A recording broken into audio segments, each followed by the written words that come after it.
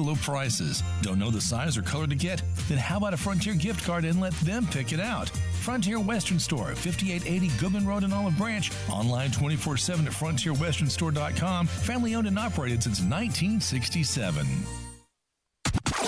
We are real sports talk. Sports 56, 96.1, and 87.7. Available on your radio dial at 560 AM, 96.1, and 87.7 FM, as well as online around the world at sports56whbq.com. Take us with you everywhere on your phone or tablet by downloading the Sports 56 app. And at home, tell Alexa or Google to play Sports 56. If it's happening in the world of sports, we've got it covered. Wherever you are, stay tuned to Real Sports Talk. Sports 56, 96.1, and 87.7. Got something you want to get off your chest? You better have a backup plan. Want to join the conversation? Someone needs to tell him he has to grow up. Join us on the First Bank phone lines at 360-8255 or the First Bank text line at 67129. There's a new commissary in town in Collierville. Germantown Commissary is doubling. Yeah, they're still going to have the old Germantown Commissary by the tracks, but now there's a huge new Germantown Commissary in Collierville at Poplar and Houston Levee Road. It's huge, too. There's a drive-through. There's plenty of parking. No telephone pole to get in your way. A cool patio. It's right by the track, so the tradition continues. And this is a tradition that's been around forever. That commissary is famous for hickory-smoked, slow-cooked Memphis-style barbecue.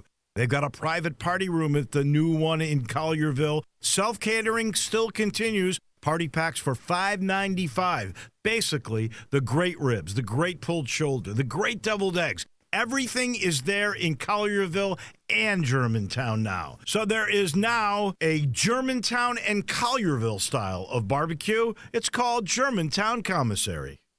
For over 25 years, Sports 56, 96.1, and 87.7 has been bringing you great local sports talk. With 13 hours of local talk daily, we continue to be Memphis's local sports leader. The day starts with Keith Parker and Elliot Wender on the press box from 6 to 7, followed by the Peter Edmiston Experience with C.J. Hurt from 7 to 10. Sports 56 middays with Greg Gaston and Eli Savoy takes you through lunch from 10 until 1. And then, John Harden brings you Johnny Radio's Happy Hour from 1 to 3. Dave Woloshin and Brett Norsworthy drive you home every afternoon with Sportstime with Wolo and Stats from 3 till 6. And John Rennie wraps up the day with Southern Sports Report from 6 to 7 before we turn things over to Fox Sports Radio to get you through the evening. We also bring you Ole Miss Sports, NFL football, and the NCAA basketball tournament. Don't miss anything. Keep your radio locked in right here on Real Sports Talk. Sports 56, 96.1, and 87.7.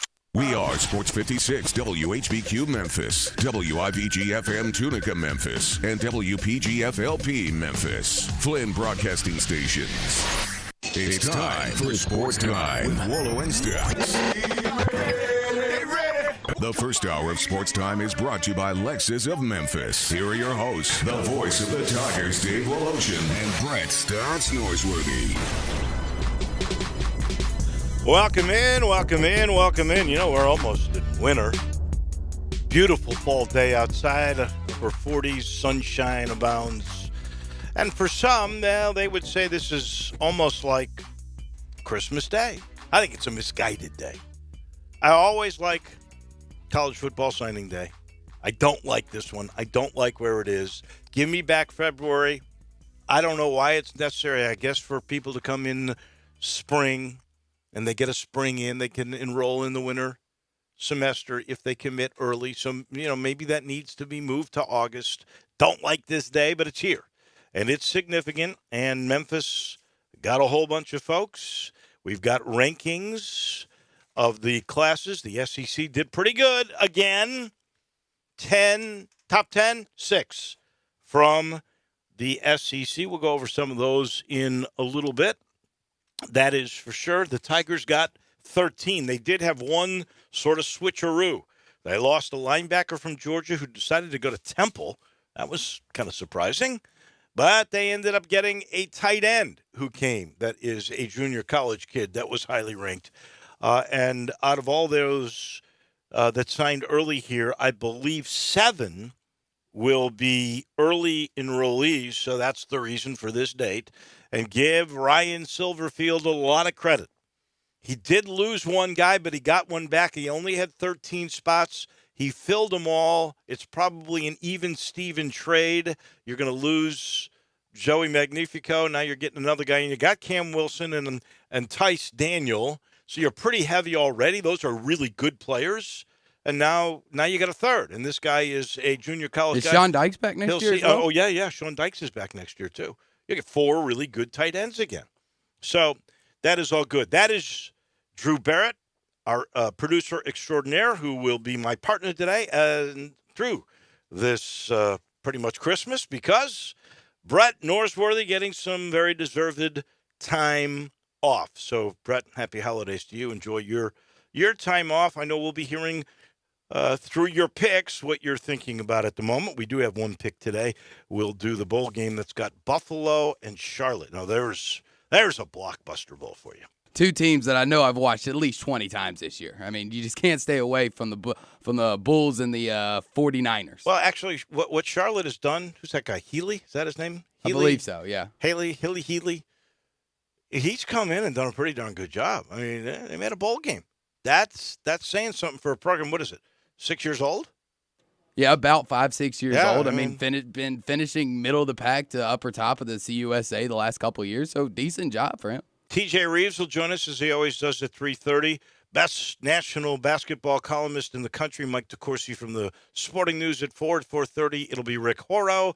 At 4:45, Christian Fowler from 24/7, who does a great job on the website for the U of M from that very good scouting organization. He'll be with us at 4:45. At 5, Jason Munns. We'll talk some college basketball. Tigers don't play this week until Saturday against Jackson State. And then Ryan Silverfield on this class will come your way at 5:30. At 5:50, we will have our crunch time. Again, not crazy about this signing period, but it really is the big story of the day. Top story of the day. So I'm going to go over this list, and I know, Drew, your top story is going to be along the same lines. It is signing day, and the Tigers signed Braxton Alford, an offensive lineman from Alcoa, Tennessee. So they got one in the Knoxville neighborhood. That's where the airport is for the University of Tennessee. They got Keelan Brown, a offensive lineman from Zachary, Louisiana. They got Jonah Gamble, a lineman from Georgia. Kalen Granberry, a running back from Jones Community College, who was a JC All-American. And I believe he was originally from the Memphis area. I think he's from, I think he went to Raleigh, Egypt, if I'm not mistaken. I was thinking Whitehaven, but I'm not 100% certain. They got Markel Jones, a wide receiver from Georgia. They got Kai Matthew. This is the cousin of Tyrone Matthew, who, of course, was an All-American at LSU and now plays in the NFL. He's out of New Orleans. They got Devontae Nelson, a defensive back from MUS. Sylvanta Oliver, a defensive back from Itawamba Junior College. Kawan Robinson, a defensive lineman from Bryant, Arkansas. Kendarius Taylor, a wide receiver from Copiah Lincoln JC, who's considered the number 4 junior college player in all of the junior college ranks. Brandon Thomas, a running back from Little Rock. Kobe Webster, a wide receiver from Texarkana. And then they lost the kid who went to Temple, the linebacker from Georgia. They get a tight end out of Butler Community College in Kansas named Rhett Weldenbacher, tight end. There's the 13. All they had was 13. They only had 16 seniors last year, so that's all they could really do. And I think Ryan Silverfield made the best of it. I believe the national ranking was 73. That's down 15, 16, 17 spots from a year ago. But a year ago, you had a full class. You only had the 13 here. By the way, every one of these 13 guys a 3-star. And I can't remember Memphis ever having a class where there wasn't a 2-star or a 1-star in there. Yeah, this is probably the first year if in a long time, if not ever.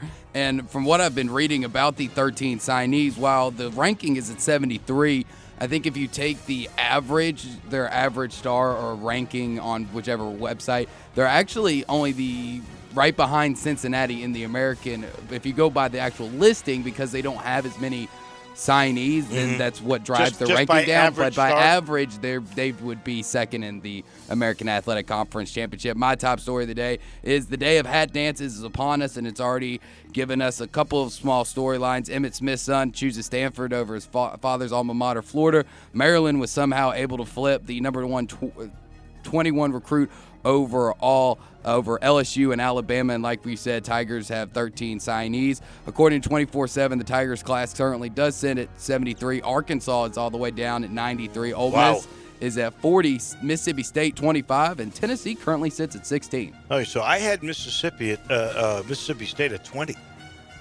The way I had it was Clemson 1, Alabama 2, Ohio State 3, LSU 4, Auburn 5, Georgia 6, Florida 7, Texas A&M 8, Michigan 9, Texas 10. 6 of the top 10 from the SEC. The only ones, Texas, Michigan, Ohio State, and Clemson were the only 4 non-SEC teams in the top 10. So I had State at 20, Tennessee 21, Ole Miss 40, and Arkansas was 93? 96 according to 24/7. But you know, these rankings, it all really just depends on which website you look at. I mean, whether it's ESPN, Rivals, or 24/7, they're all going to be about the same. It's just in what order they are. They all differ probably about 2-3 spots, so it's really not that big of a difference. But with the whole early signing period thing is, I don't really like it because, you know, it gets in the middle of bowl season. It takes away from the coach's focus from that. And then we complain about that. And then we complain about shuffling these kids too quickly through to where the transfer portal comes into effect. But then we also complain that they're not there for spring practice. So it's like, it's really weird. It's kind of just, which poison do you want to choose? Well, do you want them there in the spring, or do you want to take the risk of letting them enter the transfer portal with still 1 or 2 years left to play? I guess you could, if you really chose to do this, make this early period in August, as has been suggested by several people. And I'd be happy without any early signing period. And, you know, to the best of my knowledge, a kid could actually come on his own if he wanted to for the last semester and just sign a scholarship right then and there if he chose to do that. But if you did sign a kid early in August, if that became the early signing period, then honestly, that kid should be free to go if the coach leaves. Yeah, I agree with that, especially since he hasn't technically really been in the thralls of the program for a couple years. And then we're admitting that we're not signing with a school, we're signing with a coach.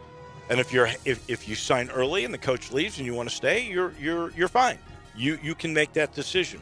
And the other thing, and I believe we heard this from Landry down in New Orleans or in Baton Rouge when we had him on the other day, he would back up to, I think he said March, and I wouldn't mind doing that either.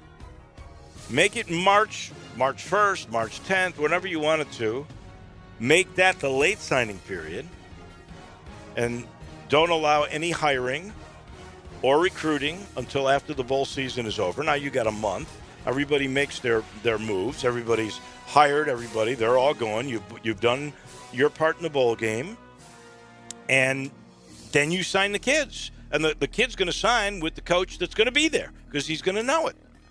Yeah, and it makes it a lot easier on these kids going through recruitment. I mean, you see how many people flip-flop every year due to the coaching carousel that goes around. And for an 18-year-old making one of the biggest decisions in his life thus far, I bet they would like the knowledge of knowing exactly who's going to be there when they show up. So I would love that, but that's kind of an idealistic world view that we're going to look at. I don't think it's really ever going to change. I think most people like it this way, so it's probably going to stay. And I would not hold the Arkansas coach responsible for this 97. I mean, he came in so late, and they're so far behind the 8 ball that I would give him, if I'm an Arkansas fan, I give him a break on this class. I really do. This isn't technically his first recruiting class. Yeah, I'm with you there. Not top story of the day. Well, I got a couple of those, and this first one is actually just coming out right now. The Oklahoma Sooners will be without at least 3 of their players for the college football playoff semifinal against LSU on the 28th. They are suspensions that have been confirmed by ESPN. It wasn't immediately clear if these guys, if they were to win, could play in the championship game. But they are starting defensive end Ronnie Perkins, running back Ramondre Stevenson, and receiver Trajan Bridges. Oklahoma coach Lincoln Riley wouldn't address the suspensions during his National Signing Day news conference in Norman. He said, I'm aware of the report that is out there. Unfortunately, at this time, I cannot comment on it. So there's 3 guys. It's got to be bad. Already underdogs. What were they? 12-point underdogs, 11-point underdogs in this game? Definitely double digits. But you read this story, and while Riley won't actually address what they did because I don't think he technically can at this point, it's not just a simple team violation rules. These guys didn't just show up to a few meetings late. Like, this just has the writing on the wall of something bad, whether it's academically, whether it could possibly even be legally. I mean, this isn't going to be just something simple violation. Before these suspensions, it opened at 11. It was at 14. This will go up to 16 with these 3 guys out, probably. No doubt about it. What is your not top story of the day? My not top story of the day is OBJ is now pushing back against the reports that have come out the last couple of weeks that he wants out of Cleveland. Odell said today, I'll be here. We'll figure this thing out. It's just too special to leave. And the Browns, they are a special team because only the Browns at 6-8 could still somehow find a way to stay relevant and in the news. I mean, these guys figure out some way to keep you talking about them being as bad as they are. You really want good conversation then? Freddie Kitchens out, Urban Meyer in. I mean, that's his home state, right? I take it. That would keep him That would talking. keep him in the news. The tongues would be wagging if that is the case. I got one little extra bonus not top story of the day today, and I think this is sort of true. Hank Haney, the great swing coach of Tiger Woods for a number of years, he's suing the PGA Tour for his firing from Sirius XM Radio. He says the tour intimidated the satellite network as retaliation because of his book, The Big Miss, which was sort of a tell-all and an opinion about where Tiger Woods went wrong. Blames a lot of it on his dad, the pressure, the injuries, him wanting to be a SEAL. I mean, he tells everything in there. Talks about the divorce and all the stuff that really went wrong in Tiger's life. And I know when he made the comment, he was on a radio show on Sirius XM. He had his own show, and it was prognosticating what was going to happen in a tournament, and he basically took a shot at Korean women and the tour.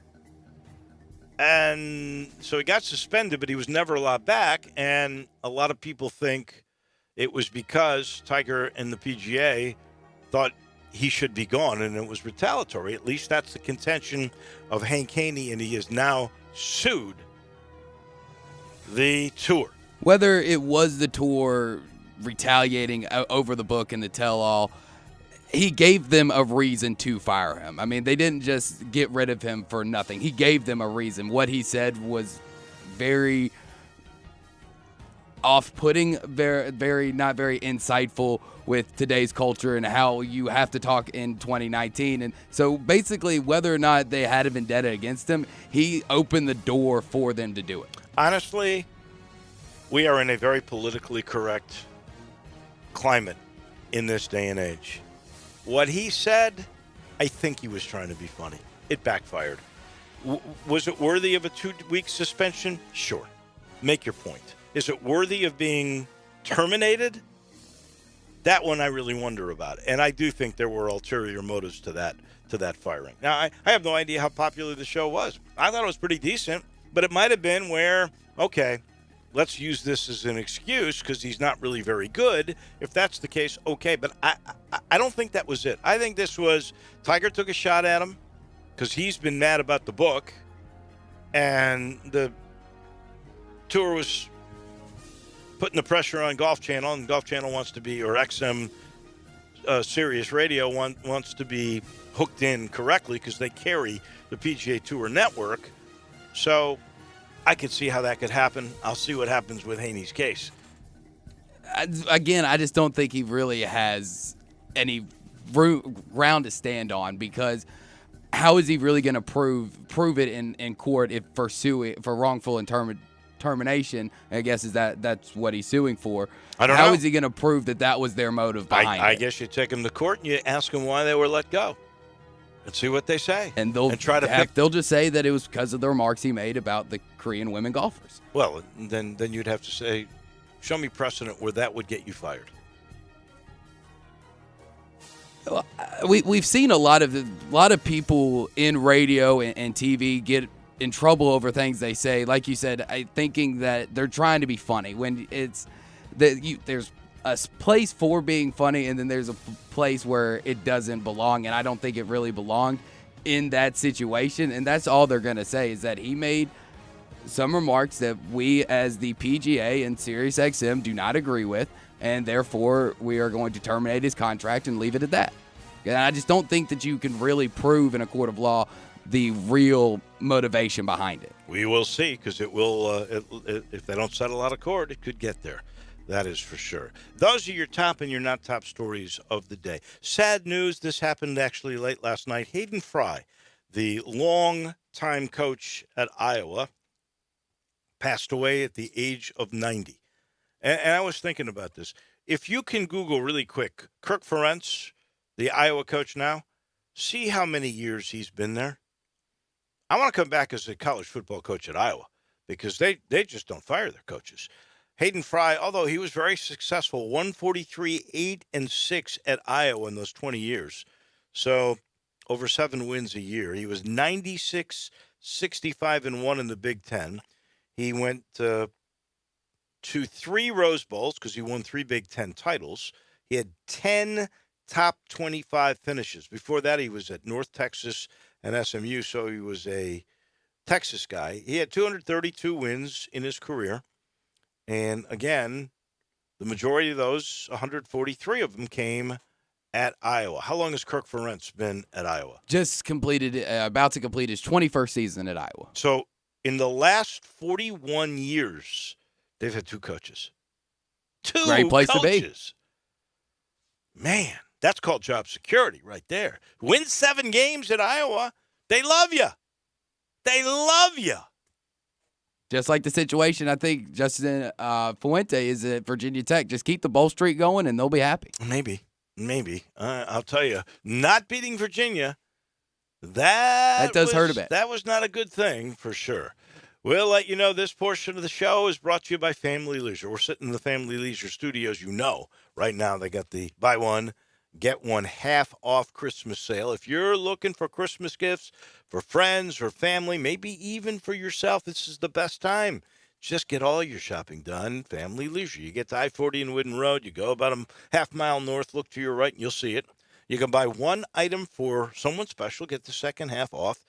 It could be for yourself. Get the best deals now until Christmas Eve. Pool tables as low as $14.99. So if you do that, then you get an arcade, which is as low as $9.99 for half off. Or if you buy a hot tub for $1,400, you get a massage chair, which is down to $6.99, half off. You can't beat what's going on right now. That's 70,000 square feet of family, of fun, and this great Christmas sale, buy one, get one half off at Family Leisure. We take the break, and when we come back to Tampa, we go. Our friend TJ Reeves is standing by on Sports Time with Wolo and Stats. Greg Gaston and Eli Savoy get you through the midday with Sports 56 Middays. Delivered by FedEx. Weekdays from 10 till 1 on Sports 56, 96.1 and 87.7. This hour brought to you every day by Lexus of Memphis, 2600 Ridgeway, and online at lexusofmemphis.com. Call them at 901-362-8833. Happy holidays and Merry Christmas and a happy 2020 to everyone from the great folks at Lexus of Memphis, where they're offering the December to Remember sales event. Great offers on the remaining 2019 models. You can always have special lease options, and the 2020s are rolling in. If you've ever thought I'd look great in a Lexus, well, guess what? Lexus of Memphis thinks you would look outstanding in one of those beautiful cars as well. Drive in luxury and confidence knowing that every new Lexus comes with complimentary first and second maintenance services. Stop by today at Lexus of Memphis at 2600 Ridgeway and put yourself in the driver's seat of an all-new 2020 flagship LS500, and you'll be looking and driving great. Lexus of Memphis, the highest standards in the industry. When you purchase a Lexus, you get top-of-the-line engineering and design that makes for the luxury driving experience. 362-8833 online at lexusofmemphis.com. Experience amazing at Lexus of Memphis. Edwin Watts Golf Shops features this season's hottest holiday gift from Titleist, featuring the Titleist T200, inspired by a toured look and feel, and powered by Max Impact, a striking innovation that spreads speed and control evenly across the forged face. The Titleist T200, designed to help you score lower. You'll find the Titleist T200 at Edwin Watts Golf Shops, backed with their exclusive 90-day satisfaction guarantee. Edwin Watts Golf Shops is at our new location in the Ridgeway Trace Shopping Center. Edwin Watts Golf Shops, your holiday headquarters since 1968. Hey, I'm Andy. If you don't know me, it's probably because I'm not famous. But I did start a men's grooming company called Harry's. The idea for Harry's came out of a frustrating experience I had buying razor blades. Most brands were overpriced, overdesigned, and out of touch. At Harry's, our approach is simple. Here's our secret. We make sharp, durable blades and sell them at honest prices for as low as $2 each. We care about quality so much that we do some crazy things, like buy a world-class German blade factory. Obsessing over every detail means we're confident in offering a 100% quality guarantee. Millions of guys have already made the switch to Harry's, so thank you if you're one of them. And if you're not, we hope you give us a try with this special offer. Get a Harry's starter set with a 5-blade razor, weighted handle, shave gel, and a travel cover, all for just $3 plus free shipping. Just go to harrys.com and enter 1616 at checkout. That's harrys.com, code 1616. Enjoy. Hi, I'm Troy Fiveash, owner of Fiveash Roofing. If you need a roof for your home or business, we hope to hear from you and we will work hard to earn your business. We are experts and certified in residential and commercial roofing, siding, and gutter installation.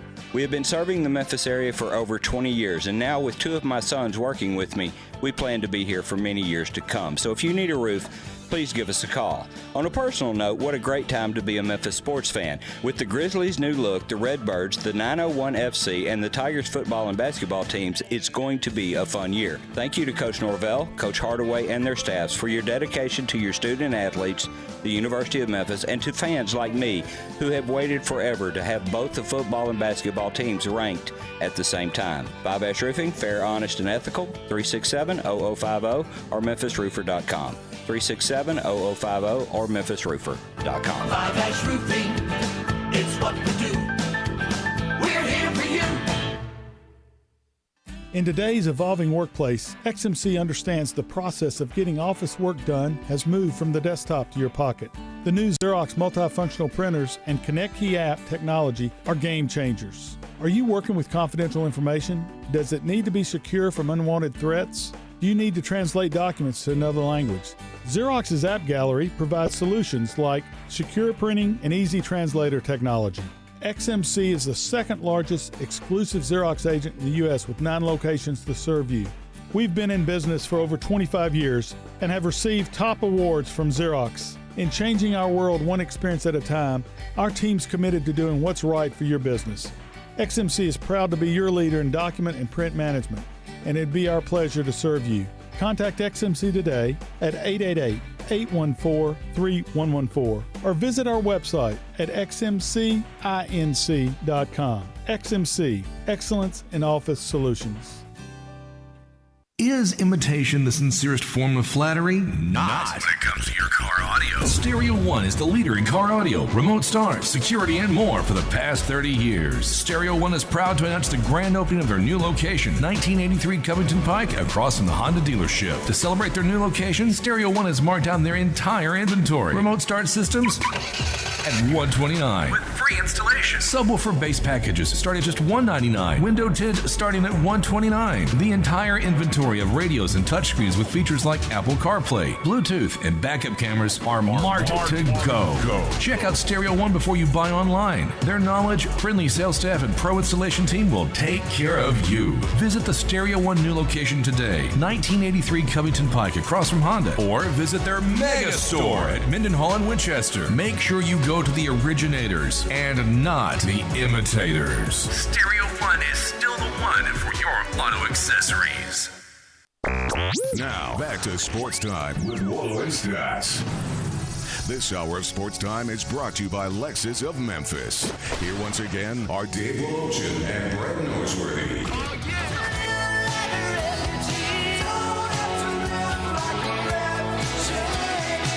Somewhere, somehow, somebody must have kicked you around some. Tell me why you want to lay there, revel in your And welcome back in on this gorgeous fall day. Fall is slipping away very quickly. We did get a texter on Kalen Granberry, the running back that signed from Jones Junior College, who's an All-American. You were right, Drew. He was from Raleigh, Egypt, according to a texter on the First Bank text line at 67129. Raleigh, Egypt, where he set the single-season record for touchdowns, and the texter says it was the Shelby Metro record for touchdowns in a single season. So excellent stuff there on Granbury. So 13 are signed and in the books. I'll let you know this portion of the show is brought to you by the F1 Insurance Group. You know about Matt by now. Matt's everywhere. He's actually in Batesville, Arkansas as well. 20 years in the business, almost all of it in Memphis. He's opened up many different offices, but he's got this approach that really helps people out. It's a one-on-one deal to evaluate each individual insurance needs, and it could be for personal insurance. It could be business insurance. He does both, and he's doing it mainly in Memphis, but he's also done this now in Arkansas. We just learned that the other day. He is really, really good at figuring out what you need and getting the product and making it affordable, and then in the end, making you feel secure, making you feel protected. He sits you down if it's personal, talk to you about your family, health insurance, life insurance, whatever you may need, finds the product, and then you get protected. Same thing with business. He'll forecast you out. Where will you be in 5 years? Where will you be in 10 years? What's the most important thing you need protection for? Finds that protection, and then you get this secure feeling. If you'd like that, and you want a quote, and you want that personalized service,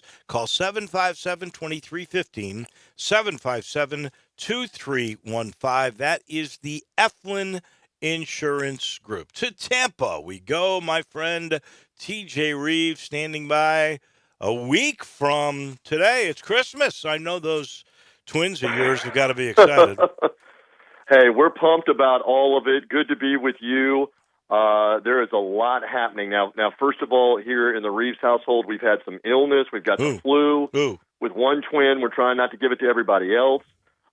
We've got the bowl games that are starting every which direction, which everybody's fired up about. And then we've got some NFL that we can get to where what a slate of Saturday games, including my Buccaneers involved with the Houston Texans in the first of the 3-game triple header that will be going on the NFL Network all over the country. That includes the Bills and the Patriots. That includes the 49ers and the Rams. And all those games have playoff implications. So we can talk some NFL. We got Tiger basketball. Great win as an alum over Tennessee. You know you love my line. Whenever the Tigers can win and whenever the Vols can lose, it's a great Saturday. And when it happens in the same building, in the same game at the same time, it's a phenomenal Saturday. So phenomenal Saturday. We can get into that, but I want to start with the NFL.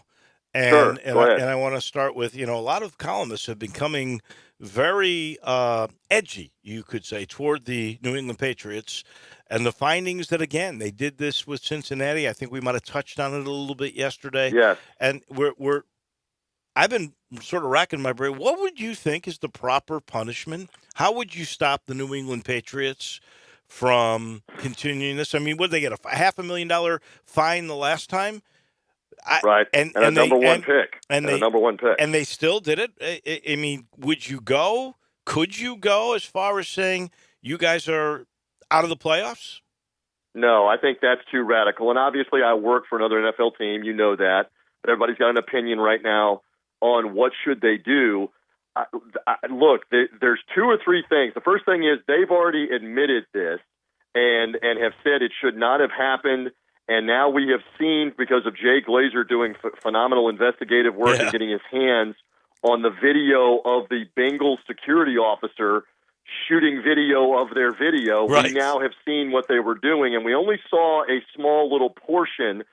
And and I'm sure the NFL is not thrilled that that's out there, because now they don't have much choice but to act. But if that video goes on to show that this producer was zoomed in on the coaches doing hand signals, and doing different things where they're trying to change plays with audibles and that kind of thing, then I think around the NFL, they're looking for a harsh penalty. Is that harsh penalty taking away their number one pick again? I don't know how much money does to an NFL team, and a lot of the bigger ones make hundreds of millions of dollars every year in revenue. So how much does a fine really do? Are we talking about a suspension of Bill Belichick? A game, 2 games, I don't know. I don't know what the NFL will come up with, but at this point, it's pretty indefensible that you're back with a camera shooting the opposing sideline. They're guilty as charged on that. Oh, yeah. So now it's just a matter of how much do they want to come down on them, Wolo. And I don't. Maybe it's a draft pick. Maybe it's a couple draft picks too. I don't know. They're guilty not just once with Spygate, not just twice with Deflategate, but now here's the third time, and they're caught red-handed. It's so entwined in their culture. And TJ, with Cincinnati, come on. They didn't need to do that with Cincinnati. Well, yeah, we agree. Well, I can tell you this, and I thought Michael Strahan made the point on Sunday. I mean, we were in the Detroit press box. The Bucs were playing the Lions, and when that came on, the entire press box stopped, because I'm talking about the food area, everybody stopped to see, okay, what is this on the tape when they started playing it on the Fox pregame show.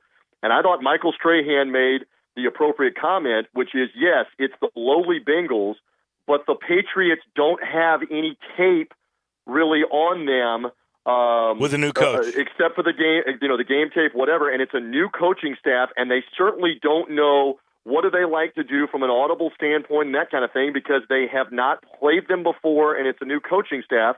And so Strahan's point was, certainly you can pick something up from hand signals, coach to players that are on the field, if they're changing an offensive play or changing, let's say, a coverage for Tom Brady with a hand signal that they're using. Now, the argument can be made, change your hand signals every week, change your code words every week.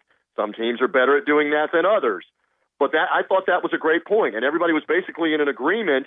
Why would you do this against Cincinnati? Because you haven't seen Zach Taylor's staff, his play calling, his stuff, and so that's where the suspicion is. And the NFL will continue to investigate, and let's see, what they end up doling out with the punishment. Because I don't really think there's a way they can escape punishment when they've got a camera pointed right at the Bengals bench. And your 2 employees, it's classic, are in total oh crap mode. Right. Can we just erase it right here? Yeah. No, we'll just erase it for you. I love that. The last thing that you're going to be allowed to do is erase what you just did, because this is the crux of what the problem has been in the past, and you're not going to be allowed to erase it. Yeah, when they got caught, that guy said, too, he goes, sorry, the damage has already been done. The damage is done, my friend. Yeah, that. The Bengals security guy, I don't see the advanced scout in this video. Yeah. Tremendous. Like a Saturday Night Live sketch. It was tremendous. It was absolutely great. All right. I look down and suddenly the Tampa Bay Buccaneers have won 4 in a row and they're 500. They're not making the playoffs, but they're correct. They're 500, and Jameis Winston, 450-plus yards 2 games in a row. What are the Bucs going to do? Has Winston got himself a new contract from these 2 games? That's the question everybody wants to know, and Saturday can go a long way towards helping him even more. Because in fairness, look, take the wins. You know that I go in that post-game locker room immediately, and I want nothing but happy locker rooms. So I love winning 4 straight games. But we can't act like that beating Atlanta and Jacksonville and Indianapolis, and good God, did they look bad on Monday night in New Orleans, and then an awful, awful Detroit Lions team on Sunday is a murderer's row of NFL talent and coaching and performance. So now the Texans, with everything to play for, leading their division, are going to be amped up. Let's see what it looks like for Jameis on Saturday. And if he plays well and the Bucs win again, I think it becomes a foregone conclusion here that you've got to bring him back. And he's even doing this with a tiny, tiny fracture in his throwing thumb. He didn't look like it affected him last week as he lit the Lions up. There are a lot of quarterbacks that would have lit the Lions up last week, but Jameis went ahead and did it. And now it will be very interesting in that game that will lead off the triple header on Sunday. He's got to stay away from the early turnovers. He had another one again against the Lions. You can get away with it against the Lions and the Jaguars and the Colts. But the Texans, if you give them the ball a couple of times with early turnovers, you're going to be behind 10-0, 14-0, something like that, and in big trouble. So it'll be interesting to watch for that game. And obviously in the region, the Titans and their fans are huge Buccaneer fans Sunday because a Bucs win on Saturday. A Bucs win on Saturday opens the door for Tennessee to win the last 2, including the head-to-head matchup with Houston, and win the division. I can't figure out the Titans. That is for sure. They had their chances. They were in the catbird seat just last week, and they let that thing get away and did not play well at all. It's always amazing to me the motivation when you're in a contract year. Jameis Winston, now that he's gotten a semblance of health, has just been brilliant the last 2 games. But I don't know. In my own back of my head, I'm going, is this for real? Or once he gets that new contract, is he back to the Jameis Winston we've seen the last 2 years? Well, and it's a great point. And you see players that seemingly turn it on at the right time in baseball, basketball, and the NFL, and you wonder what you're going to get. And I will say publicly here what I've said to you numerous times. He is fantastic to deal with what I do, even in losses that sting. He is accommodating to me immediately after the game. He has done things in the community here. There's obviously a large segment, not the biggest segment, but a large segment of the fan base, Florida State fans. They want him to succeed. They rooted for him on Saturdays. They want to root for him to succeed and have him be around with the Buccaneers on Sunday. It's not the same as the Gators. The Gators seem to rule the state and rule the Tampa Bay area, but there are a ton of Florida State fans in this area that want to see him succeed. So there's every reason to want to bring him back. Let's just see how it plays out. I mean, it is, you talk about controlling your own destiny. It is in his hands right now. If he plays really well and they win Saturday, you hate to say it's only based on one game, but how do you not bring him back?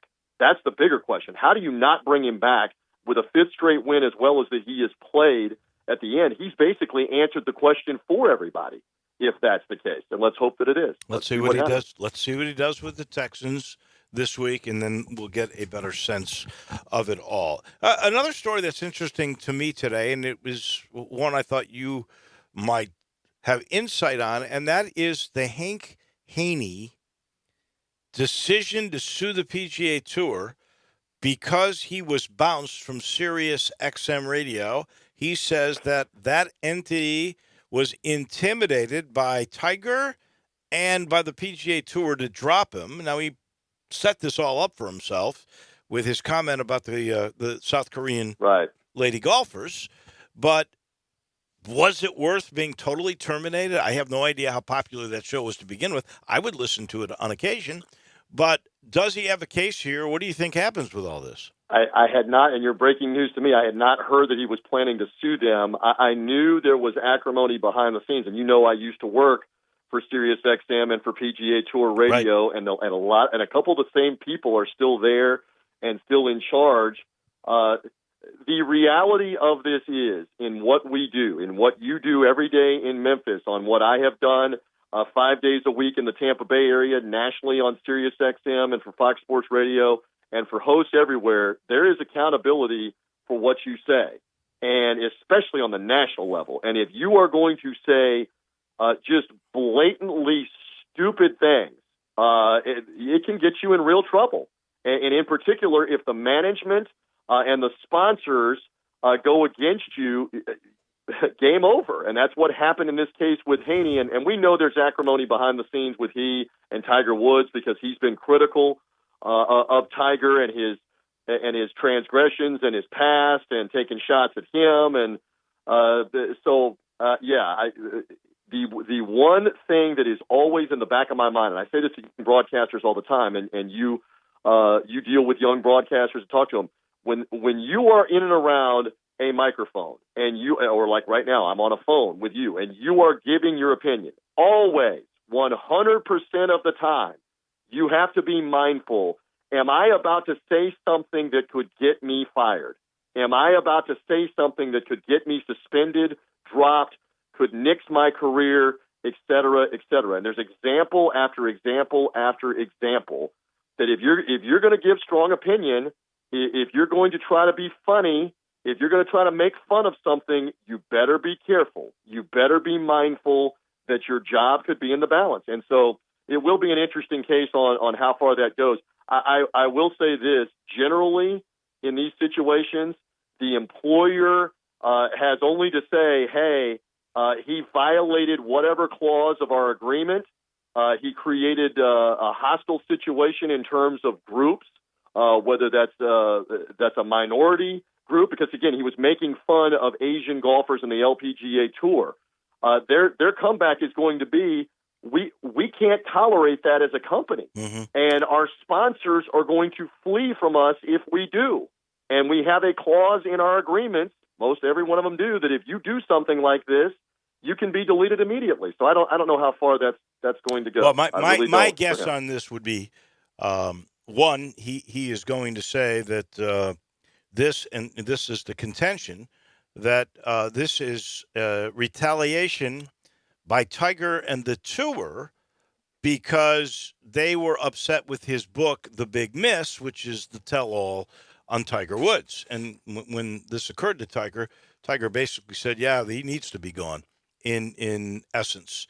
And if he can prove that that's the case rather than a bad joke, which really was, I think, what he was trying to do, that may be worthy of a 2-week suspension, but not termination. That's what his goal, I'm certain, is going to be. And then there would be some sort of monetary thing, because I don't think he believes in the back of his own head that he could get that show back. Yeah, well, but again, an argument can be made here that you gave them the opportunity to get rid of you with what you did. True, absolutely. They are not depriving you of going and making a living somewhere else, teaching as a teaching pro, or if you want to do a show somewhere else, you're still able to go do that. What they're saying is you're not going to work for us, and we're not going to pay. We're not going to pay you, whatever the arrangement was, because of what you did. And we know common sense here. Your audience knows. Everybody knows. Tiger Woods right now, especially with that President's Cup win, he is the PGA Tour. He is the face of the PGA Tour. You're not going to go up against he and the tour in conjunction and succeed. That dynamic has now changed it's like a soap opera, but it's changed back in his favor. And for the good of the tour and all of their television agreements and their revenue, they're riding with him. So there you have it on that one. It'll be very interesting to see how far it proceeds. And a lot of times there are settlements. They're private settlements. We never know what the real thing is. And again, this could be public and could be nasty. Who knows with Hank Haney and Tiger? I don't know. Merry Christmas and health, I guess, to your family as we get closer and closer. And I know I'm excited. I will see you at the Cotton Bowl in Dallas Yes, on the 28th. Christmas next week, New Year's the following week. But I'm anxious in getting with you as well. So it's going to be a lot of fun to watch all this unfold with the bowl games, the end of the NFL, the Tigers and the Cotton Bowl, the college football playoff semifinals later that same day. Going to be a lot of fun here over the next couple of weeks. Happy holidays and Merry Christmas to everybody. To you, Wolo. I know Stats is not there, and to the Memphis audience. And I guess I'm talking to you on the air in the new year, right? I'll talk to you next year. Yes, you will. That is correct. Turns out. Yep. You got it. Thank you. You. Wolo. You too. Bye-bye. That's our friend down in Tampa, T.J. Reeves. When we come back, we got to pick this bowl game between Buffalo and Charlotte. I got to weigh in on truly, I guess, a tragedy, although a life incredibly well-lived. Over the weekend, actually at the game in Thompson Bowling, the loss of one of the great Tiger fans of all time. We'll talk about that in a minute. This is Sports Time with Wolo and Stats. Search Sports 56 on Facebook and give us a like. And follow us on Twitter at Sports 56 WHBQ. Need Christmas gifts for friends, family, even yourself? Now's the time to buy at Family Leisure. Buy one item for someone special, you get the second for yourself at half off. Pool tables as low as $14.99. Hot tubs as low as $1,400. Arcades as low as $9.99. Massage chairs, you can get one as low as $6.99. There's so much to choose from now through Christmas Eve. Get your Christmas shopping done at Family Leisure, Whitten Road and I-40, where family fun and the holidays all come together. Santa needs a new set of wheels, and he's going to Sunrise Chevy Buick GMC. Sunrise has hundreds of new and used cars and trucks. This time of the year, Santa's a little strapped for cash, but Sunrise has financing with no money down on approved credit and huge rebates for everyone. Sunrise has financing for everyone and specializes in secondary credit. That's good, because feeding all those L's, Santa's credit's not so hot. A $4 million used car inventory. Find new roads. SunriseMemphis.com. 385 in Houston, Levy, and Collierville. If you need glass replaced, there's only one name you need to know: Benswinger Glass, the largest full-service glass company in the U.S. They've been an industry leader for over 125 years. For all your residential, commercial, or auto glass needs, Benswinger Glass is the name you need to know. 24-hour emergency service for all commercial customers, plus a nationwide warranty on all professionally installed glass. Visit Benswinger Glass in Midtown, located at 340 South Hollywood, across from the Liberty Bowl. Visit their website, benswingerglass.com. Benswinger Glass. Before I got married, my dad told me, happy wife, happy life. Really? Mine told me, get her bling, you'll be king. That man's a genius. The clock's ticking till Christmas, and your JCPenney associate will help you find the perfect gift. JCPenney Rewards members get select diamond jewelry for $25 each, or get an extra 20% off with your JCPenney credit card and coupon. Use it to get 70% off select gold and silver jewelry. JCPenney. Offers valid 12/19 to 12/24. Credit offer subject to credit approval. $25 jewelry excluded from coupons and rewards. Other exclusions apply. See jcp.com for coupon and details. In this corner is Bob, the Beast of Bar Graphs, using Dayquil Severe to face off against his cold. Bob's cold was coming at him from all sides. Head, chest, right nostril, left nostril. Oh, Dayquil Severe! What a game changer!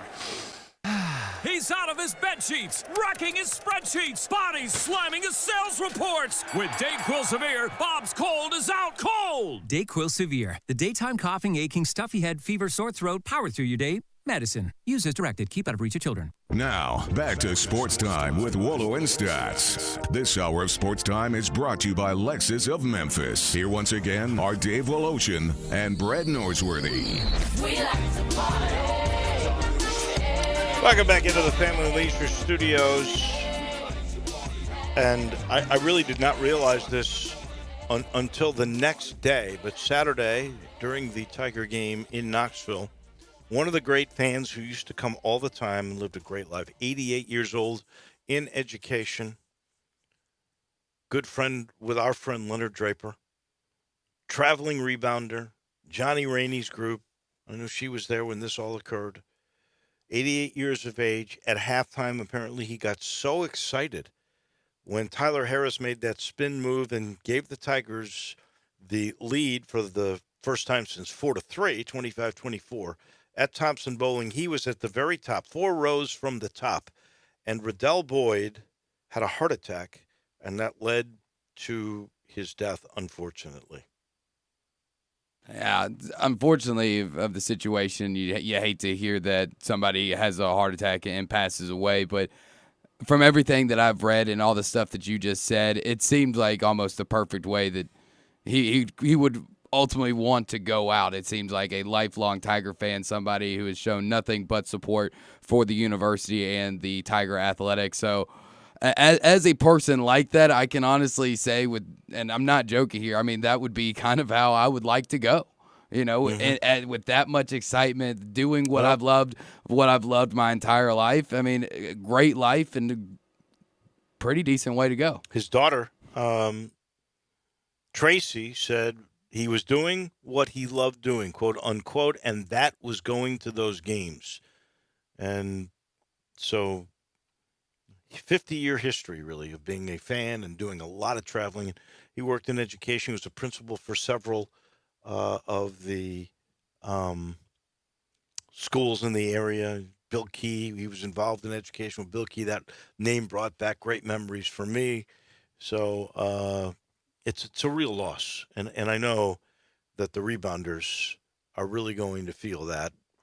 But he did live a great life. 88 years of age, Riddell Boyd passed away during that game. Our thoughts and our prayers to all of his family and, of course, his Memphis Tiger basketball family as well. All right, we gotta make this pick in this bowl game. Buffalo is giving away 6.5 over to Charlotte. We mentioned earlier, what a job for Charlotte. In 5 years, they make a bowl game? That's almost unheard of. Now, we got more bowl games than ever before, and we may even have more next year. It's kind of crazy. But Charlotte's got in. They're playing Buffalo. I think I'm gonna go with Mark Onlet's team. He's the AD there. They play really good defense, and they're in bowls almost all the time, or of late they have been. I'll give away the 6.5 over to this newcomer playing in their first bowl game, I'm pretty sure, the 49ers of Charlotte. Give me Buffalo, and I'll give you the points. Well, with Buffalo, they haven't won a bowl game. They're 0-3. This is their fourth appearance. Due. So I guess they're due. So whoever actually wins is going to get their first bowl win. This is Charlotte's first game, right? This is Charlotte's first bowl appearance. Yeah. But Charlotte's played really well. They've won 5 straight after starting the season off 2-5. Both teams are 7-5. Buffalo, of course, had that big win against Temple, 38-22. Right. Earlier in this year. I'm with you. I'm going to take Buffalo, if not anything, just for our friend Mark Allnut being the AD at Buffalo. But I think that Buffalo is a really good ground and pound type of team. And when you're playing in the Bahamas away from the way and everything, you kind of want to have some stability on the ground. So I'm going to take Buffalo minus 6.5. Brett's going to do the same thing, so we got to show sweep. Wow. Well, this game in the Bahamas is actually a CUSA game. That's really how they get into this thing, and because Charlotte is a part of the new alignment of teams in CUSA. But I do. I like Buffalo in this one. I don't think they'll be distracted. Again, we're all in agreement. Give away the 6.5. Take Buffalo over Charlotte. That's an hour in the books. When we come back, Mike DeCourcy, who has written a very interesting column, the best players and coach of the decade. Who could that be? Mike DeCourcy will tell us in just a minute. The man from the Sporting News is next on Sports Time with Wolo and Stats. If you're one of the millions of Americans who owes back taxes, if you get nervous when the mail comes because you might get a letter from the IRS, then you've heard. Their enforcement agents are cracking down this year and can garnish your paycheck, levy your bank accounts. Even your home or business could be at risk over unpaid taxes. It's all true, but it's also true there's a way out. It's called the Fresh Start Initiative, an important government program for tax debt assistance. The award-winning experts at Optima Tax Relief will fight to get you the best deal possible, protecting your paycheck and your assets from IRS collections. But don't delay, because the IRS is tacking on interest and hefty penalties every single day. So don't wait until it's too late. Call Optima now for a free consultation. Call 800-748-5713. 800-748-5713. 800-748-5713. Optima Tax Relief. Some restrictions apply. For complete details, please visit OptimaTaxRelief.com. Hey everybody, this is Coach Penny Hardaway. There's a comfort in being home, and to me, comfort food and family makes Memphis the place to be, along with having the best basketball fans in America. I like pulling into Corky's and getting one of their family party packs. How can you go wrong with pork, beans, slaw, sauce, and buns for only $5.99 a person? It is so easy. I can call ahead, order online, or just pop in. Tailgating can't get any easier. Tell them Penny sent you. Encore flavor, Corky's barbecue.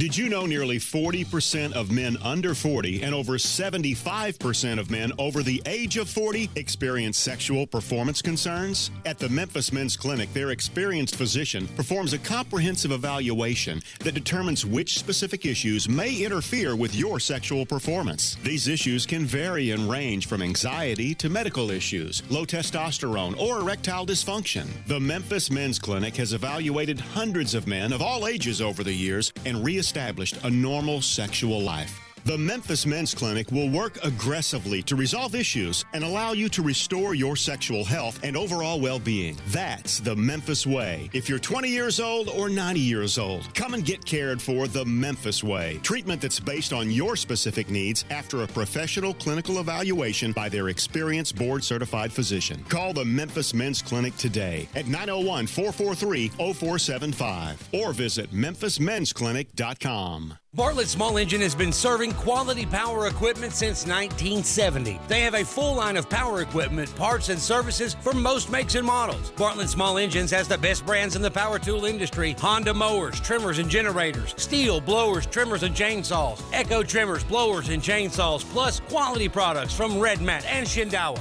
And they're all American made. Bartlett Small Engine is your can-do store. 6780 Summer Avenue. Call 901-386-9779. Before I got married, my dad told me, happy wife, happy life. Really? Mine told me, get her bling, you'll be king. That man's a genius. The clock's ticking till Christmas, and your JCPenney associate will help you find the perfect gift. JCPenney Rewards members get select diamond jewelry for $25 each, or get an extra 20% off with your JCPenney credit card and coupon. Use it to get 70% off select gold and silver jewelry. JCPenney. Offers valid 12/19 to 12/24. Credit offer subject to credit approval. $25 jewelry excluded from coupons and rewards. Other exclusions apply. See jcp.com for coupon and details. You already know you can listen to Sports 56, 96.1, and 87.7 anywhere with the Sports 56 app or at sports56whbq.com. But you can also keep up to date with everything going on by keeping up with Sports 56 on social media. Be sure to follow us on Twitter, Facebook, Instagram, YouTube, and Twitch for information on breaking news, chances to win prizes, and video of all the shows. Don't miss out on anything that's going on. Stay in touch with Sports 56, 96.1, and 87.7 on social media. We are Sports 56 WHBQ Memphis, WIVG-FM Tunica Memphis, and WPG-FLP Memphis, Flynn Broadcasting Stations. Now, more of Sports Time with Wolo and Stats. This hour of Sports Time is brought to you by Homer Skelton Hyundai. Here once again are Dave Woloshin and Brad Norsworthy.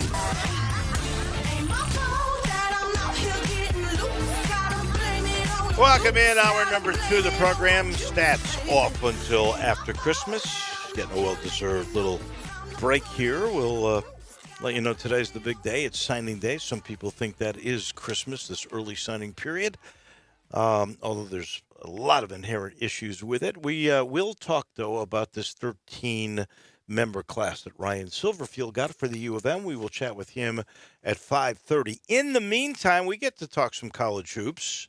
And that is with the premier national basketball writer in this country from the Sporting News. That is Mike DeCourcy. We are closing in, obviously, on a new year, but it's also a new decade. And Mike has written a very interesting column with some surprises, I think, on who the players and coach of the decade are. And Mike, welcome to the show. I don't think anybody's going to argue with your first guy, the center, Anthony Davis, because he's clearly one of the best college basketball players we've seen in years. Oh, he was terrific, wonderful, and so good in that 1 year he played that he made the all-decade team, even while participating in only 10% of it. Right. He made a huge impact in his 1 year, and we felt was certainly a deserving member of that team. He provided the one national championship that our friend John Calipari, your coach of the decade, got. Yes. We had a lot of interesting options for coach of the decade. There were two coaches who won twice, who won the national championship twice in the decade, Jay Wright and as well as Mike Krzyzewski. John only won once. But while those gentlemen had years where in the tournament they did not advance as far, John's advancement was pretty consistent. He had 7 Elite Eights, 4 Final Fours, the 1 national championship. Add that together with the fact that his approach kind of revolutionized college basketball, in some ways defined the decade. We felt that he was the best choice for that. But those two guys I mentioned could have easily been the choice. And Mark Few as well, what the heights that he took Gonzaga to, just remarkable. Who would have thought at the beginning of the decade they'd be seeded number 1 twice in this decade, that they would have even the most amazing thing ever is going on right now. Gonzaga, of all places, a school that was 20 years ago a straight mid-major and not a good one for 5 years in front of that, is now loses 2 lottery picks, and one is dancing on your floor on a nightly basis, killing it in the NBA, and they still are in the top 5. It's crazy. It is. I'm a little surprised by Cal. I've got Krzyzewski fatigue. There's no question about how great he is, and if we throw in his Olympic years, well, you can't throw in his Olympic years. They're not. That does not. That's not involved with this. Okay. This is college basketball. Okay. So what he did in the Olympics, not a factor. This is just as. Like if you were, I don't know, Billy Donovan, what he did with the Thunder has nothing to do with what he did at Florida. And Jay Wright, though, what are his in that 10-year period? How many Sweet 16s? He made the 2 Final Fours, right. And I'm not sure how many more times he made the Sweet 16. There might have been one other. I don't think there was, but there might have been one other. Oh, I see your point on this. Calipari did do it for all 10 years of that decade, and the Jay Wright years are probably centered around 4 or 5. Yeah, he had a remember he made the Final Four in 2009, so not a part of this decade, and then he had a couple of years that weren't great, and then they missed in 2012, I think. Mm-hmm. And they were 11 and 17 or 12, somewhere in that ballpark. And that was when he said, I'm running my program my way. And he stopped paying attention to recruiting rankings and he told his staff, time to get really scouting. Really pay attention to who fits us, who does the things we want to get done on the floor, who fits Villanova. They had a couple of guys that were a pain to coach, let's say. And he said, that's it. He's not doing that anymore. And it's worked wonderfully. It's really cool to see when a coach just says, you know what, I want guys who want to be here, and I want pros. And look at the teams he's had. I mean, so many guys who went on to the NBA. But I want guys who want to be here. And not, they're doing me a favor by being here. And so they're recruiting. Now, they still got some studs, Jalen Brunson being the most obvious, who was very highly ranked. But for the most part, they got guys like Mikal Bridges and Ryan Arcidiacono, who were very talented players that both made the league. Bridges became a lottery pick, but they were not top of the charts recruits, and it's worked wonderfully. All right, so you mentioned Jalen Brunson, so let's go there. He's your point guard of the decade. Yeah, he was a member of an important member of 2 national championship teams, and also in 2018 was the National Player of the Year, a very deserving National Player of the Year. So he was a very comfortable choice for us. Then your power forward is another one-and-done guy. And he's the guy we're all waiting to see. Needs no last name. Yeah. Needs no last name. Zion I mean, he was just an absolute terror last year. And, of course, he missed out on the Final Four by a point. It's a little bit disappointing there for him and for the team, but they had a great year. And, you know, in a lot of ways, the NCAA committee did that to them because Michigan State should never have been in their region. Probably should have been a 1 seed, but if they were a 2 seed, certainly not the 2 seed in the region where the best team was. And so at the time, we all wrote, and I certainly wrote this, and wrote it loudly, so to speak, that it was a terrible disservice done to Michigan State to have to deal with that. Right, I agree. And I remember it was over like 100 miles, because it's like 100 miles closer to, if that, to D.C. than it is to Kansas City, which was the Midwest region last year. So for 100 miles, they stuck them like that. And in the end, they stuck themselves, and they stuck CBS and stuck Turner and certainly stuck Duke, because Michigan State was capable of beating Duke, and they did. However, I will say this, they were fortunate to get to that game because they probably should have lost to UCF. Johnny Dawkins' kid, had that shot rim out. Everybody thought it was in. Yes. Well, that was another one where they kind of stuck them because, as you guys in Memphis saw, Taco Fall messed up everybody. I mean, everybody who played against him had to completely redefine the way they played. And it didn't, better, worse, whatever, you just had to deal with him. And in a lot of ways, so did UCF, because you couldn't run conventional stuff with him out there. And so in that tournament, which was, because you're in a confined thing and you're just trying to win one game and not trying to build for this or that, it really worked out well for them. I mean, they came up with this game plan. It was really the best coaching that Johnny Dawkins has done in his career, where he looked at it and he had Taco Fall guard their point guard, Trey Jones. And Trey, he laid off Trey, and he could close out from halfway down the lane. Just take one step and raise his hand. Right. And he was guarding Trey Jones from the 3-point line. It was really something to see.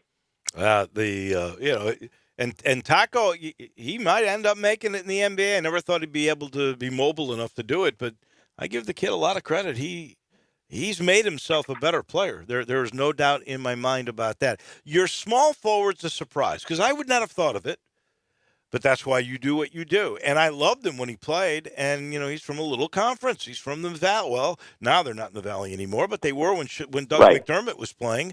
And he's a 4-year guy. Yes, Doug McDermott, all-time, he was, when he finished playing college basketball, the number 4 career scorer in college basketball. He became the 5th. He was the 5th player who topped 1,000 points for his career. Or he was the 5th leading scorer. I think he became the 9th player to top 3,000 points for his career. When he finished, he was the 6th leading all-time scorer. 1, 2, 3, 4, 5. No, he is the 6th leading. He finished, he was 5th, because Chris Clemens from Campbell just passed him last year. But he was the 5th all-time leading scorer. He scored 3,150 points in his career. That's a lot. I mean, when you're on the list and it starts with Maravich and then Lionel Simmons, and then it gets Alfonso Ford from right down the street there in Mississippi Valley State, and Hersey Hawkins, and you're above Oscar Robertson and Danny Manning. I mean, that's if I was Doug McDermott, that would be on my front door, man. That list would be on my front door. You can't enter until you see I'm number 6 of all time. He plays for the Pacers now, so I see him every now and then, and just had an amazing career there. And probably the thing that kept him from being the player of the decade was the fact that when he played at Creighton, they never had that one tournament run. They had some good years. They won a game or two, but they never had that run. And that's what kept him from being the player of the decade. What amazed me was that, he originally signed with Northern Iowa, and then his dad got the job at Creighton, and they let him go at Northern Iowa to Creighton. And the other thing I hadn't remembered till I read your story, I mean, this kid was prolific. The worst he ever was as a freshman was 15 points a game. Right. And then everybody goes, wow, that's the Valley, which was really good in those days. Wichita State was there. Southern Illinois had a good team then. Northern Illinois was good. And there was absolutely wars every night in that league. And then he goes to the Big East, and he averaged almost 27 points a game in the Big East. What, did he make 96 threes or something? Crazy. Yes. Yeah, he was fantastic. And, like you said, that Valley back then, that was the Valley that produced the Final Four Wichita State team. And that Wichita State team, Doug and Creighton had left the Valley when Wichita then went out and went undefeated. But that's the core of that team was around that's for Van Vliet the Final and Four. Baker and who's the big Anthony guy? Early. Yeah. Yeah. So they had a great team, and so McDermott had to play against them, and it was a good league. And like you said, the Big East just killed it as a senior. He was a phenomenal player, and then I think he ended up going in the top 10 in the draft, and still in the league now, doing well. And then your other point guard in this setup is a guy that we got to see in Memphis a couple of times at the end of his career, Shabazz Napier, who was just terrific. Yes.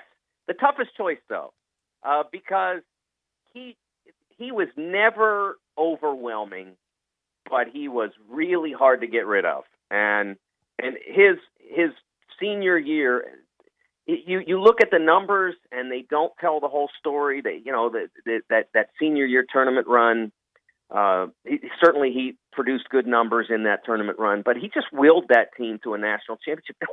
They weren't that good, man. No, they weren't. I agree. See, you know what his problem was? Make a list. His problem was they always compared him to Kemba Walker. He's certainly not Kemba Walker. He's not as talented, and a lot of people on their team have put Kemba on it. Kemba was not. Kemba's senior year was really excellent, but that team wasn't. Some people have put him on, and some I think even put him on ahead of Brunson. And I'm sorry, but his team went 9-9 in the league in his senior year. I mean, they end up going on a run, and he certainly belonged as an All-American that year and all that, and certainly most outstanding player. But I can't put him as player that as a all-decade player over a guy like Napier who won 2 national championships and contributed at a high level to one and was the dominant force on another. So that's why we picked him over Kemba. Kemba was and is more talented, and his one single year was probably better than Shabazz's best single year. But he wasn't able to be the force on winning quite as consistently as Shabazz was, and that was the difference. Since you bring up all these Connecticut guys, was Jim Calhoun in the discussion? Well, for Coach of the Decade, no, because, he was gone by, 2012, I think. Was he really gone? It's been that long? Really? 2012 or 2013. I thought it was remember, later. I think Kevin won in his second year, so they've been 12, 13, 13, 14. I think that's right. So he's been gone a little while. Time goes fast. From coaching. Yeah. UConn, yeah. Who are some of the guys that you got a headache now because you had to cut them? It wasn't hard for me to not. I thought these guys. There was a decision between Kemba and Napier certainly, but I didn't feel bad about any of the decisions we had to make. I thought it was pretty firmly and clear cut. Some other people have had Jimmer Fredette on their team.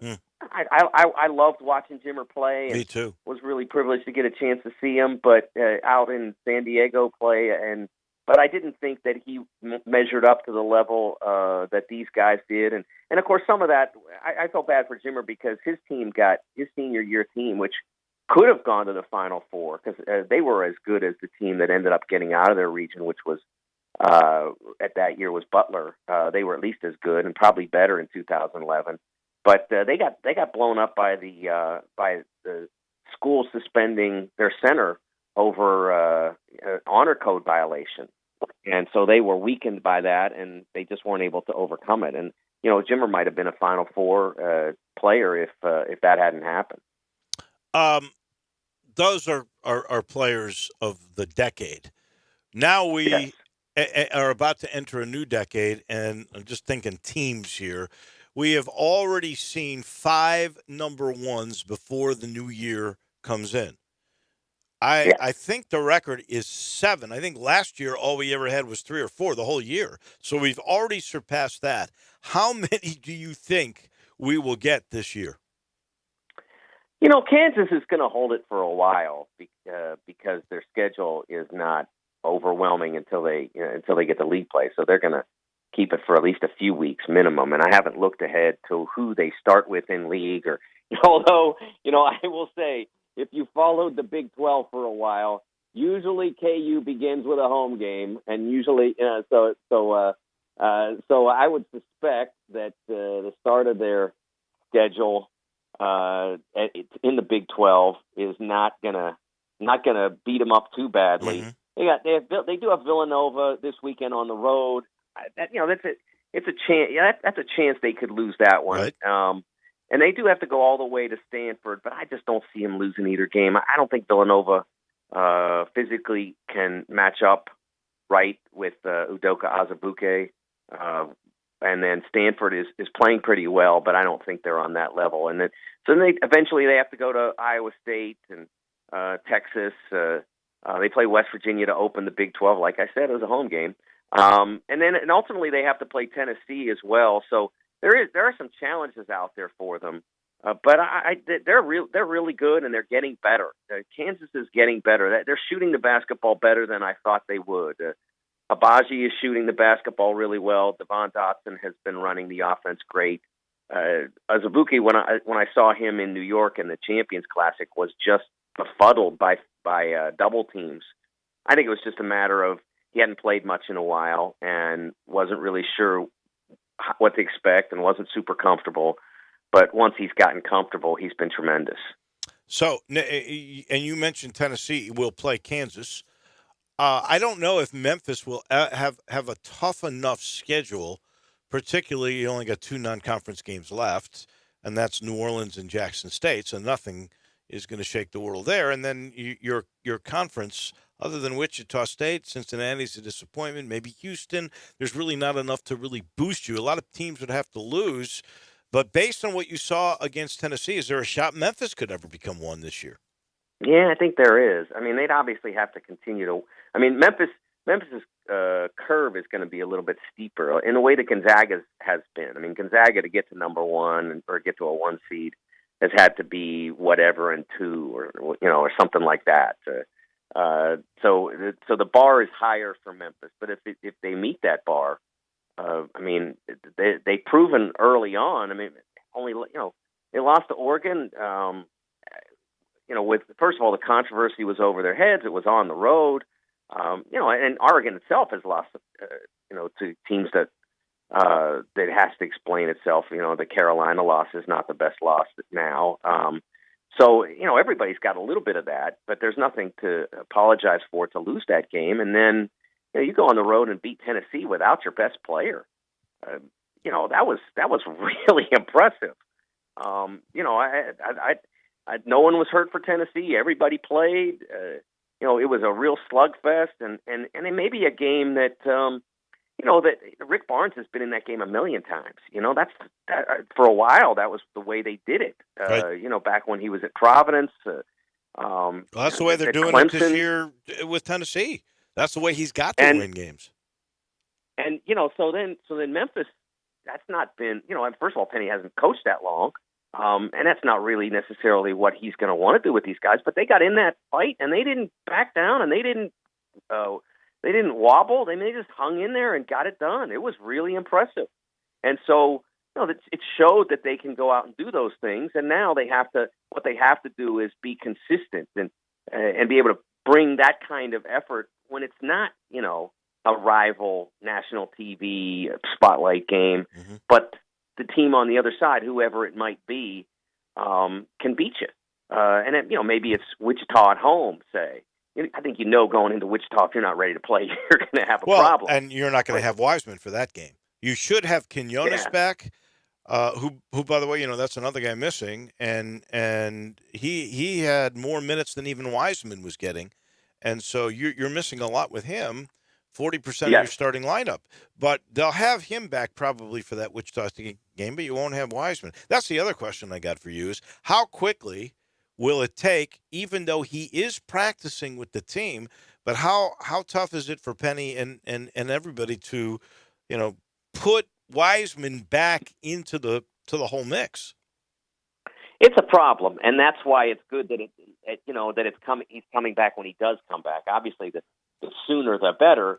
But if you look back to probably the similar situation, but a more desperate situation for the program was when Duke got back Kyrie Irving, like right on the eve of the NCAA tournament, and they had to completely reconfigure their deal because he was a ball dominant guard as he's always been. And they had to completely redo their deal. They had built a pretty good method operation while he was out. And then, we got this guy who's the most talented player in college basketball back. I guess we got to fit him in, and it didn't really work. So it would have been better if he came back with a little bit more time before. You've got like 2 road games, 3 road games. In a row, so it's hard to get him back acclimated. But once you get through the road game at Tulsa, I think you settle into although they're good teams, you've got like 4 home games and 3 home games 4 home games out of 5. So a chance to maybe get a little rhythm. And like I said, UConn's a good team, Temple's a good team, Cincinnati is a good team. USF is kind of searching. UCF, same, maybe searching, but a little farther ahead. But to be able to play most of those at home with a great crowd behind you, and I think the crowds are going to be fantastic now. With with as well as they've played without James, and then James coming back into the fold. I don't think that it's going to be easy to get a ticket to FedEx Forum. I know we're still in December. I don't want to get too far ahead, but as I look forward and see all these new number ones and everything else, this is going to be one of the widest open NCAA tournaments I think we've ever had.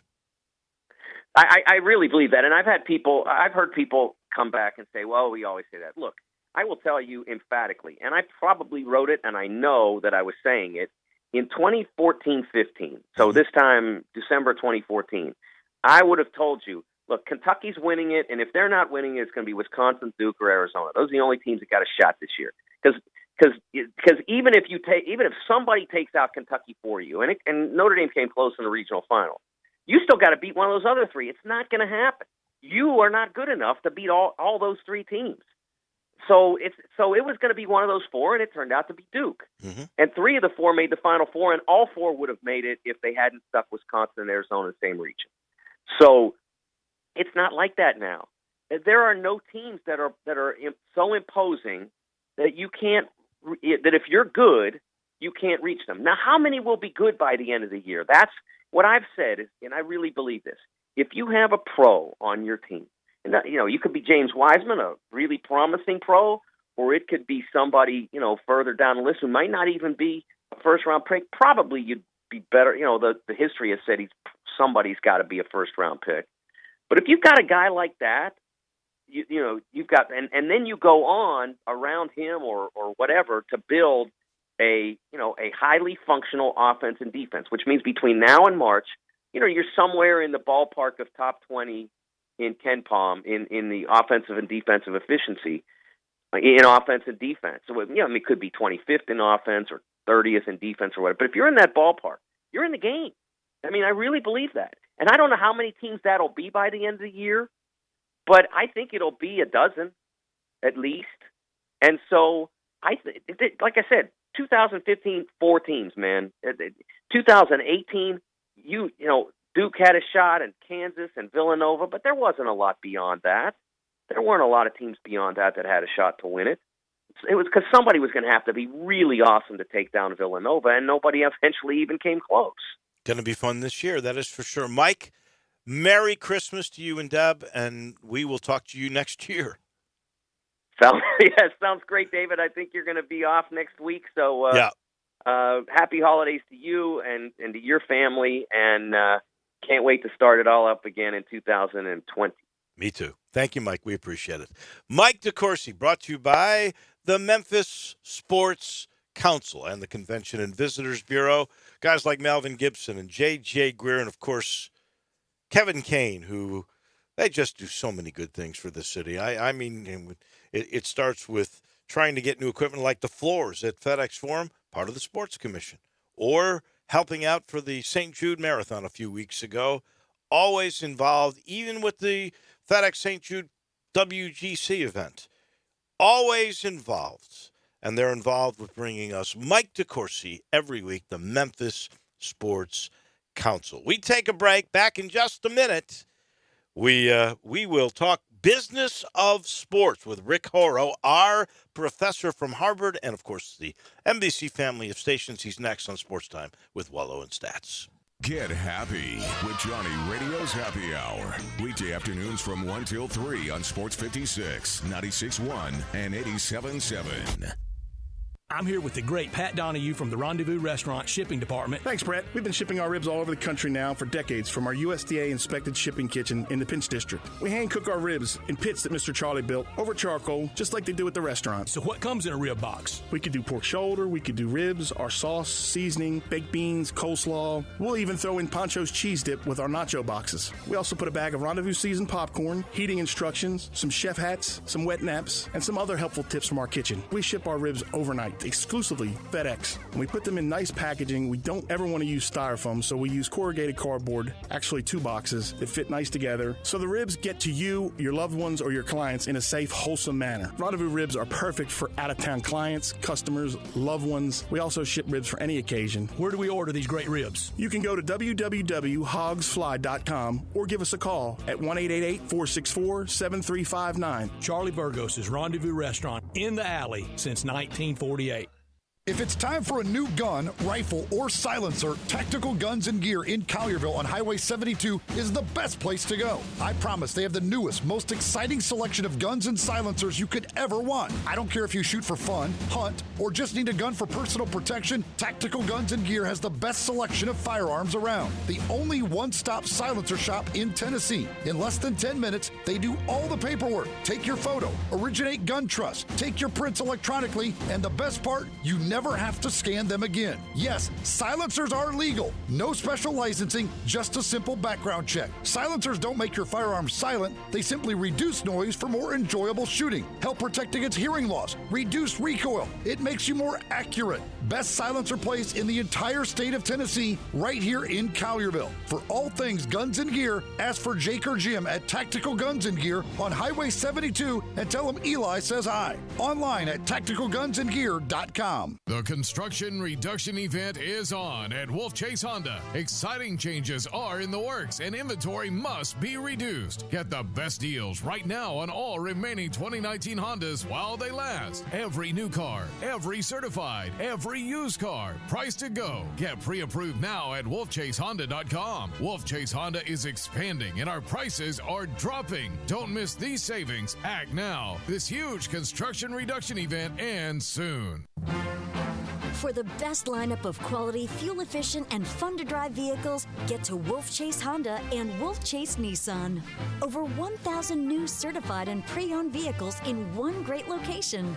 Catch the savings now during our huge model year-end sales event. Score an amazing deal at Wolf Chase Honda and Wolf Chase Nissan and get to the game in style at Germantown Road and Highway 64. Family-owned since 1981. Hewlett & Dunn, nestled on Old Town Square in Collierville, has 4,000 square feet of the largest boot selection in 200 miles. International boot legends Luke Casey, Double H, Red Wing, Ariat, Justin, and Tony Lama. Hewlett & Dunn has rubber hunting boots by Dry Shod and recently has expanded the selection of safety work boots. Filson Hunting Gear, biggest selection in 3 states, and now carrying Duckhead. Western wear, hunting attire, jeans, belts, hats, and more at 111 North Center Street, Collierville on Old Town Square. You need to stop by Hewlett & Dunn? You bet your boots.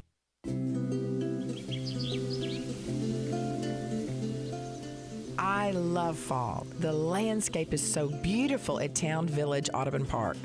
Nestled in the heart of East Memphis, located corner of Park and Cherry, is a beautiful residential neighborhood.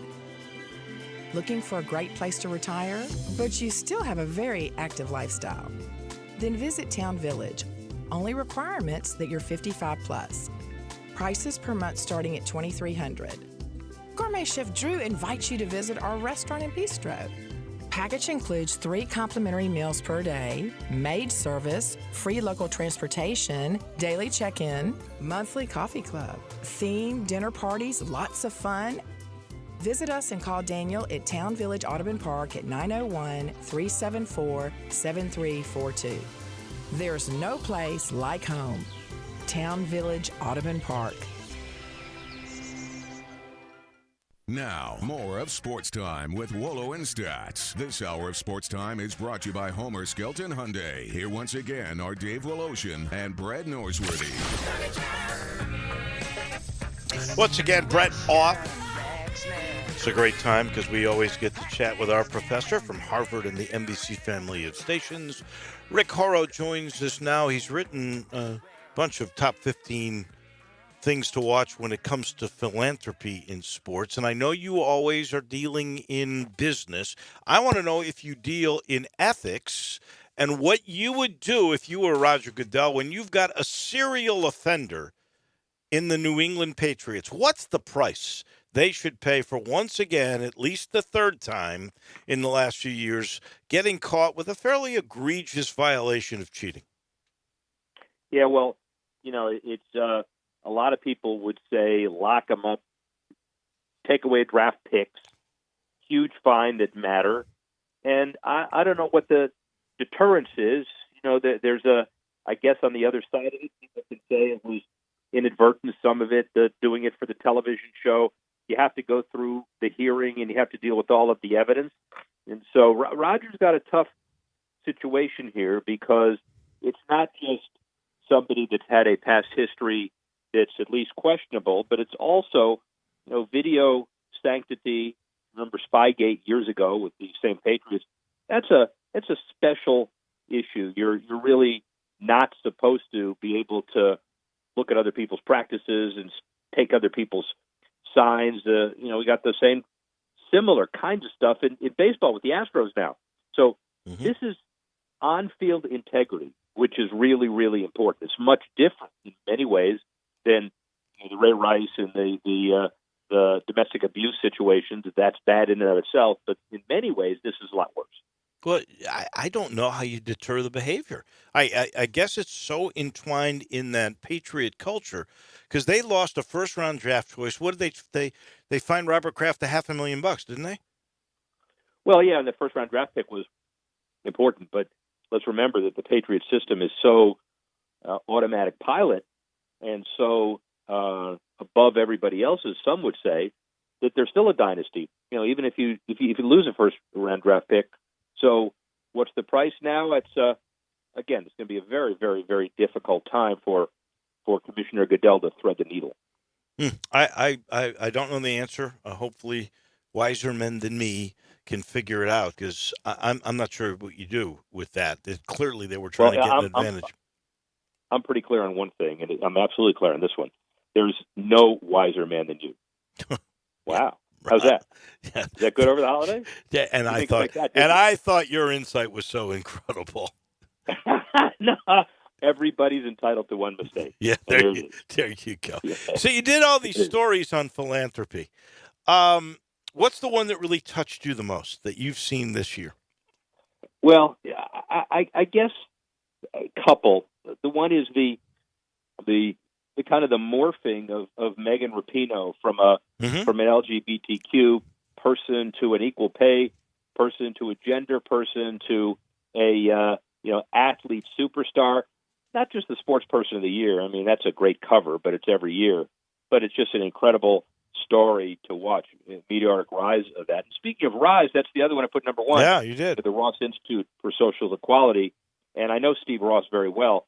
It takes guts to call all the commissioners, put together a very significant panel organization, nonprofit that cuts across all sports and says, let's do some things about social justice, and let's do it in a way where it really means something, not lip service. So I think Rise is number one, not just because of the diversity, but because of the long-term potential to do good from here and beyond. And then J.J. Watts, the Walter Payton NFL Man of the Year.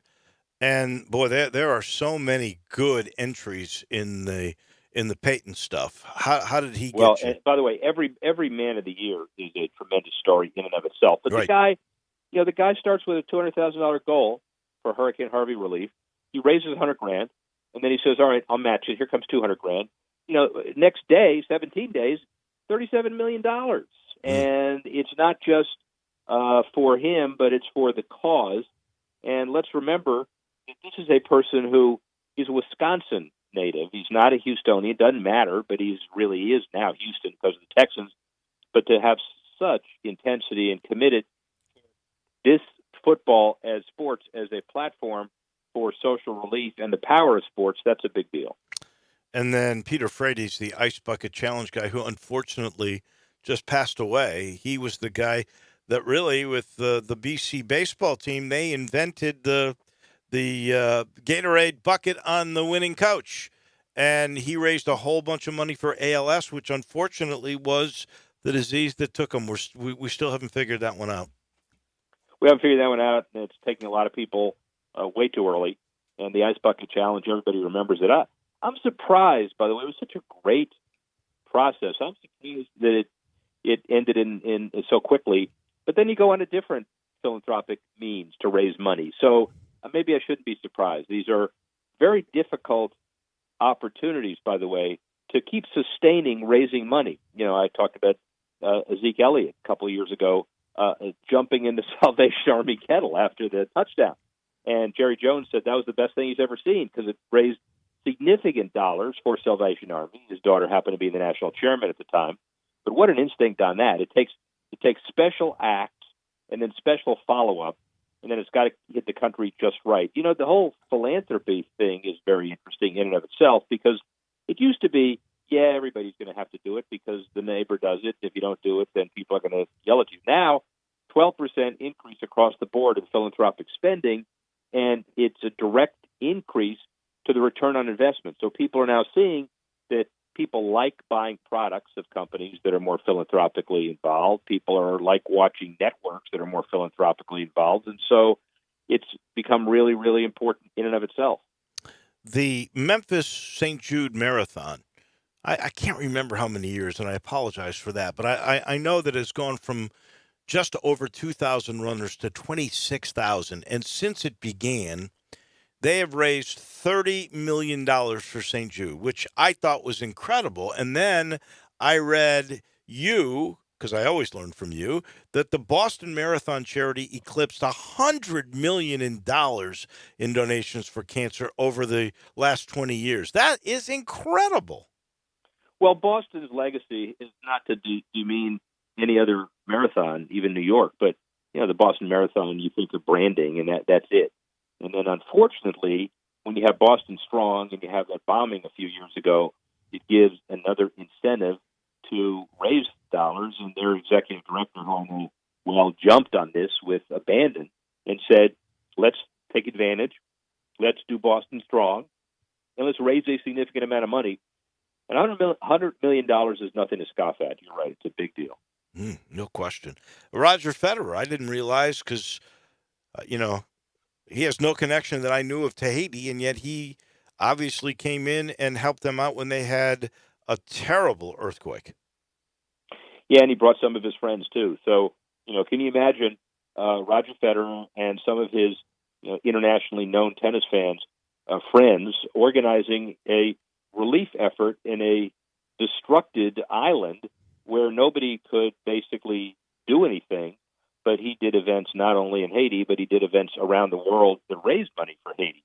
And it was something that, he did because he believed that they needed help. He had no previous connection to Haiti or otherwise, and that's the beauty of that event. And then finally, there have been so many issues with the NFL over basically Colin Kaepernick and the negative publicity that got. And I know we already talked about sort of the Walter Payton Man of the Year guy, but NFL players since 2016, hundreds of guys have been involved in raising money. And you made a big point about them putting their best foot forward. Best foot forward, the whole cleats issue, the designs on the cleats, the autographs on the cleats. And, all you need is somebody to come up with some idea that makes a lot of sense, that resonates with the core leadership group of players. And then players are so charitably inclined, and they don't want to do same old, same old. They want to make a big difference. So any new promotion, NFL players will jump at, because they realize this is a very, very significant opportunity to raise some money, stand out in the crowd, looking good doing it. That's important, but also feeling good doing it. That's even more important. No doubt. I hope you feel really good on Christmas Eve and a week from today on Christmas Day, and you and your family have just a wonderful, healthy, happy celebration, and we'll talk to you next year. How's that?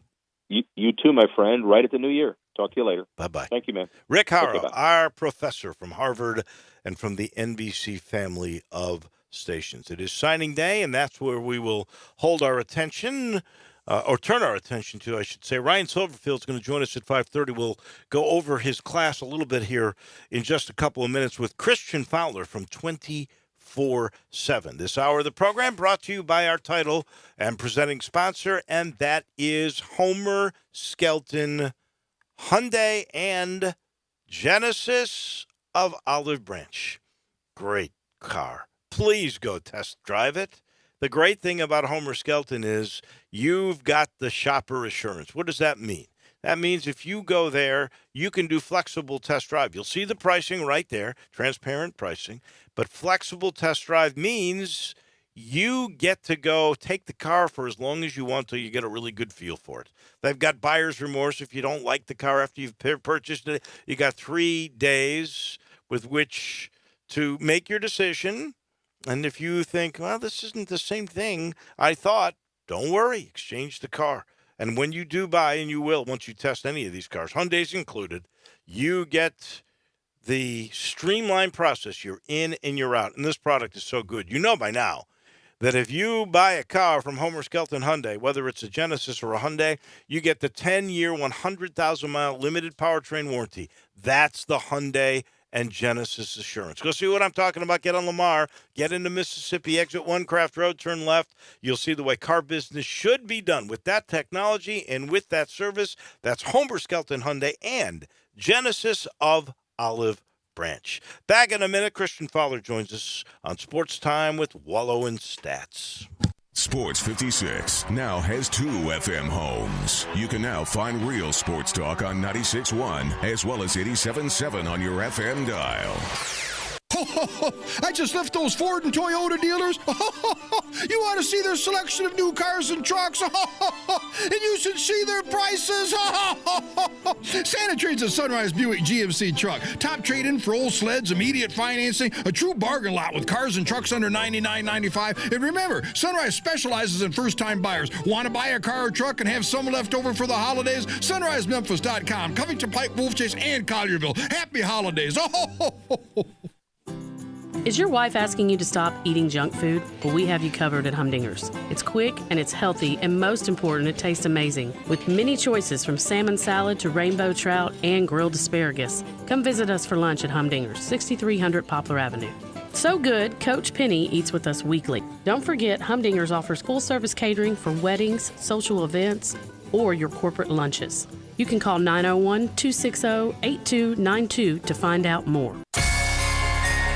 Wrap your gifts with love this holiday season and support the kids of St. Jude by purchasing a handmade movie bow for only $1 each. Available from Thanksgiving through Christmas Day at all Malco locations. Happy holidays from Malco Theaters.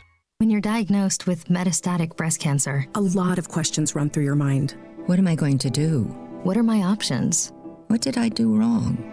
We've had those thoughts too. But some questions can help you move forward. Visit findyourmbcvoice.com for an interactive guide to help you learn the next steps to take after an MBC diagnosis. And how to ask the questions that lead to an open and informed conversation with your doctor. Start finding your voice today at findyourmbcvoice.com. Did you know nearly 40% of men under 40 and over 75% of men over the age of 40 experience sexual performance concerns? At the Memphis Men's Clinic, their experienced physician performs a comprehensive evaluation that determines which specific issues may interfere with your sexual performance. These issues can vary and range from anxiety to medical issues, low testosterone, or erectile dysfunction. The Memphis Men's Clinic has evaluated hundreds of men of all ages over the years and reestablished a normal sexual life. The Memphis Men's Clinic will work aggressively to resolve issues and allow you to restore your sexual health and overall well-being. That's the Memphis way. If you're 20 years old or 90 years old, come and get cared for the Memphis way. Treatment that's based on your specific needs after a professional clinical evaluation by their experienced board-certified physician. Call the Memphis Men's Clinic today at 901-443-0475 or visit memphismensclinic.com.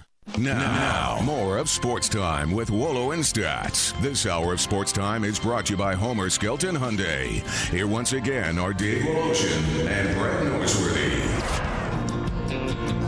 My world strapped against my back.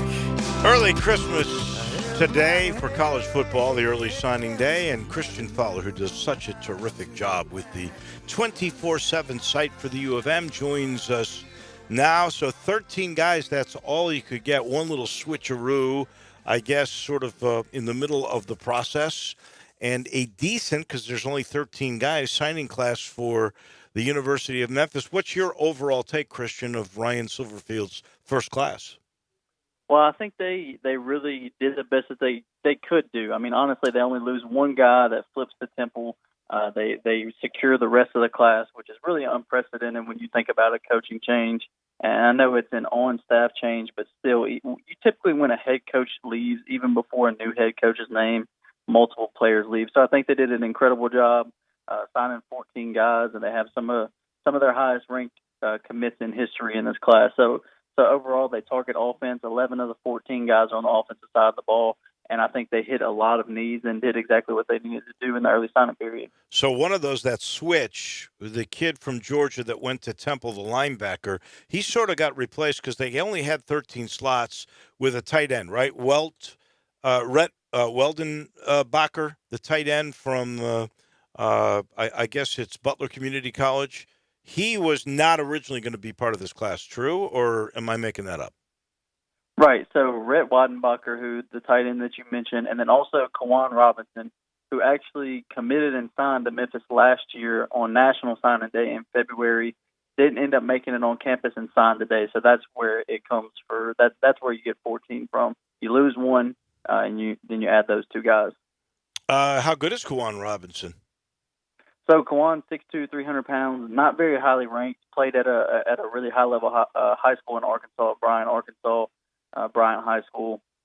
From everyone I've talked to, he was impressive in high school, just didn't have any of those qualities that made him stand out other than his size. He was never one of the freaks of nature who's 6'2", 300 pounds and runs a 4'8" or a 4'9" or anything like that. But he was just a consistent playmaker at Bryant High School and somebody that the Memphis staff identified last year as a playmaker. And like I said, weren't able to get him and then able to get him now, I think is a big win for him, for them. To be able to still get him after 10 months ago when he originally signed. And what is he a 3-star guy? He is, yes. Okay, so everyone in this class is a 3-star guy, if I recall correctly. Yep, all 3 stars in this class. Who do you think is the best overall player they got? So this one's a little difficult just because Kendarius Taylor is the highest ranked player in the class, and I think talent-wise you can definitely argue that he is. But he's coming off of multiple injuries in his sophomore. He's a JUCO guy from Colin. He actually broke his foot in 5 places, came back 2 games later, and then tore his ACL, MCL, and meniscus. So he went through a lot of injuries this year. He's still rehabbing. Obviously, the rehab process on that's 9 months, so he won't actually be able to practice until fall camp begins. So with that being said, obviously we don't know how he's going to come back talent-wise. He was, I think, a top 15 JUCO guy before he got hurt. He's sitting at number 32 now, but was the number 1 overall JUCO receiver before he got injured. So the safest bet I would say is Keelan Brown, though, just because the stats that he put up at Zachary High School are absolutely ridiculous. He's a dual threat quarterback, number 23 dual threat quarterback in the country, nearly 3,000 passing yards this year and over 1,200 rushing yards and 50 total touchdowns. Won 2 state championships in his time at Zachary High School, started from his freshman year. So, I mean, any accolade and accomplishment you can think of, Keelan Brown pretty much locked that down at Zachary High School. And he was a great baseball player, too, if I recall correctly. Who did Memphis beat out to get this guy? So Keelan Brown was a guy that hadn't had a ton of big-time offers yet when Memphis first got involved. He actually, I think the week that he committed to Memphis, the week before that, he was in Alabama for an unofficial visit. Never got an Alabama offer, but those were the type of schools that were showing interest in him before he did commit to Memphis.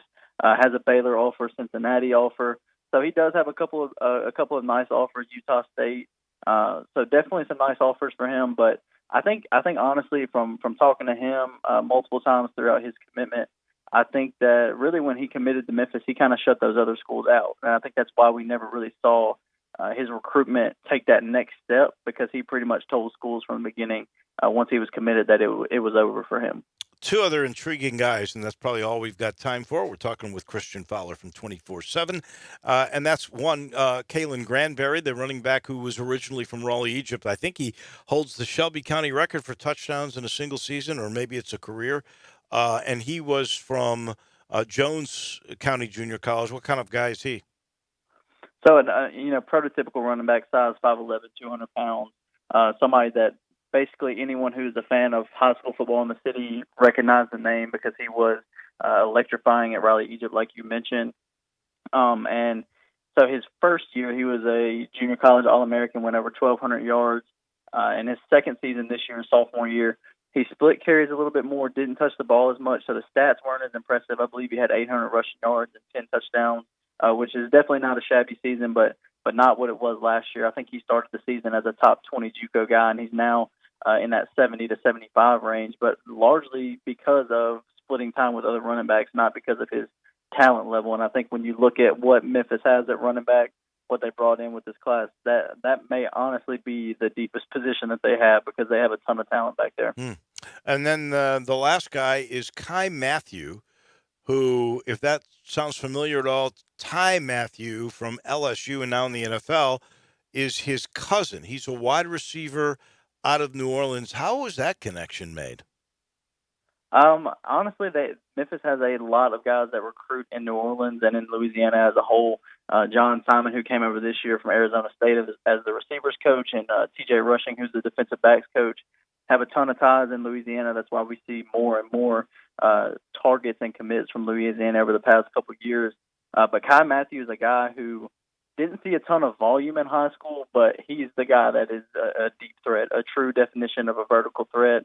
I think he was averaging 18 to 20 yards a catch this year, and I think around the same mark for his career in high school, which is pretty ridiculous when you think about it. So another dynamic weapon for this offense. He's one of the guys that you can basically use in any type of way as far as getting him the ball, whether it's jet sweeps, screens, deep passes. He's just a guy that with a ton of speed and a ton of versatility that you want to get the ball in pretty much any way you can. I'm just curious. I wonder if he could go on the other side of the ball like his cousin.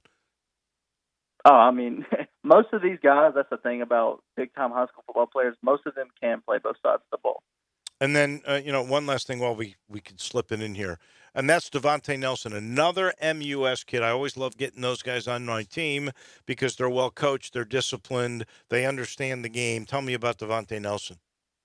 Yeah, so Devontae, like every guy that's committed on here, is a guy that committed over the summer. He definitely had some big-time offers, Arkansas, Indiana, Louisville. I think Tennessee offered or was close to offering at one point. So somebody that drew a lot of attention from the regional SEC schools around here, has good size at 5'11", like right around that 5'11", 6 foot mark, 180 pounds, long arms, can play press, can play zone, is really, really a solid defensive back prospect, which is something that Memphis needs, and any team in general. Just cornerback is a position that's at a premium nowadays with how much teams throw the football. So getting a guy like Devontae Nelson and locking him up early was a big one because he's another guy that could have left and gone to one of these bigger SEC schools, but chose to stay home and play for Memphis. How about that? That is really something. So Memphis, I believe their national ranking was 73, but that's only because they signed 13 guys. If you look at since everyone's a 3-star, where would you place this class, Christian? Well, I think the best way to look at it is if you look on 247 Sports, it actually shows the average ranking per recruit. So it's just it's an average of all the recruits in their ranking. So if you look, Memphis right now in the American is number 5 behind Cincinnati, Tulane, East Carolina, and UCF. But if you look at their average recruiting ranking, it's second behind Cincinnati. So I think that gives you more of a gauge. Cincinnati's around that 50 mark right now. So I would say if you had to place this class somewhere, it would be in that 50 to 55 mark for as far as talent goes. I know they're 74th overall due to only having 14 guys committed and signed, but as far as talent goes, this is a top 50 to 55 level class for sure. He is Christian Fowler from 24/7. Go read him. It's great stuff. We appreciate it, Christian. Have yourself a happy holiday. Thank you. You guys too. Christian Fowler. We take the break. When we come back, we'll talk some hoops. Jason Munz, Tiger beat writer for the Commercial Appeal. He's next on this Wednesday edition of Sports Time with Wolo and Stats. Farmers Insurance knows that when you're in the car and that song comes on, yes, that's the one, you have no choice but to pull out your imaginary drumsticks and smash those cymbals and stomp on that kick pedal, which unfortunately is the accelerator pedal. And we covered it. Talk to a farmer's agent who knows a thing or two because they've seen a thing or two. Call Chad Gatlin at 901-235-1176 or get a fast quote at memphisfarmers.com. We are farmers. Bum, bum, bum, bum, bum, bum. Underwritten by Farmers Truck Fire Insurance Exchanges and Affiliates. Products not available in every state. Join Sports 56 Middays this Friday from 10 to 1 at Classic Arms, 1740 Germantown Road behind Corky's. 'Tis the season at Classic Arms with all kinds of holiday specials. Pay no sales tax on all firearms. Buy, sell, trade, Classic Arms does it all. Plus, we'll be giving away Tigers basketball tickets and AutoZone Liberty Bowl tickets. We also have Garibaldi's Pizza, so we've got your lunch taken care of. That's this Friday at Classic Arms on Germantown Road behind Corky's. Come see us.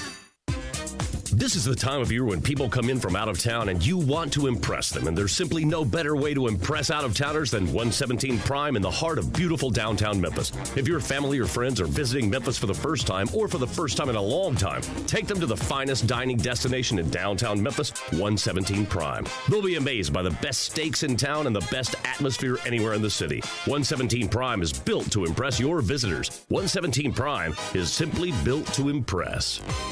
It's a winter wonderland at Envy Nail Bar, and if you're looking to host a party during the holidays, I know just the perfect spot for you. Envy Nail Bar has the most beautiful private room that awaits you. Feel pampered and spoiled with their complimentary full premium adult beverage bar. Sit back and get a full body massage with your Petty Mani. I'm loving it. And don't forget your holiday gift cards. Everyone would love their Petty Mani. When you buy a gift card, you get a bonus gift card. Call Salon for details. Envy Nail Bar, corner of Poplar and Perkins. If you're an outdoorsman and love all things hunting and fishing, be sure to listen to Sports 56 Saturday mornings at 6 a.m. for Outdoors Today. Brought to you by the Gun Store, 6920 Winchester in Memphis. Outdoors Today is a one-hour show hosted by veteran Mark Tobin and a group of respected outdoor-loving guests. Outdoors Today is dedicated to bringing outdoorsmen tips and techniques and tactics to help with your hunting and fishing in all seasons. Saturday mornings at 6 on Real Sports Talk, Sports 56, 87.7 and 96.1 FM. We are Sports 56, WHBQ Memphis, WIVG-FM Tunica Memphis, and WPG-FLP Memphis, Flynn Broadcasting Stations. Welcome back to Sports Time with Wolo and Stats. This hour of Sports Time is brought to you by DeSoto Auto Sales. Here once again are Dave Wolosian and Brad Norsworthy. Come on, Muhammad, then we hit fame. We beat you with the deal, we get insane.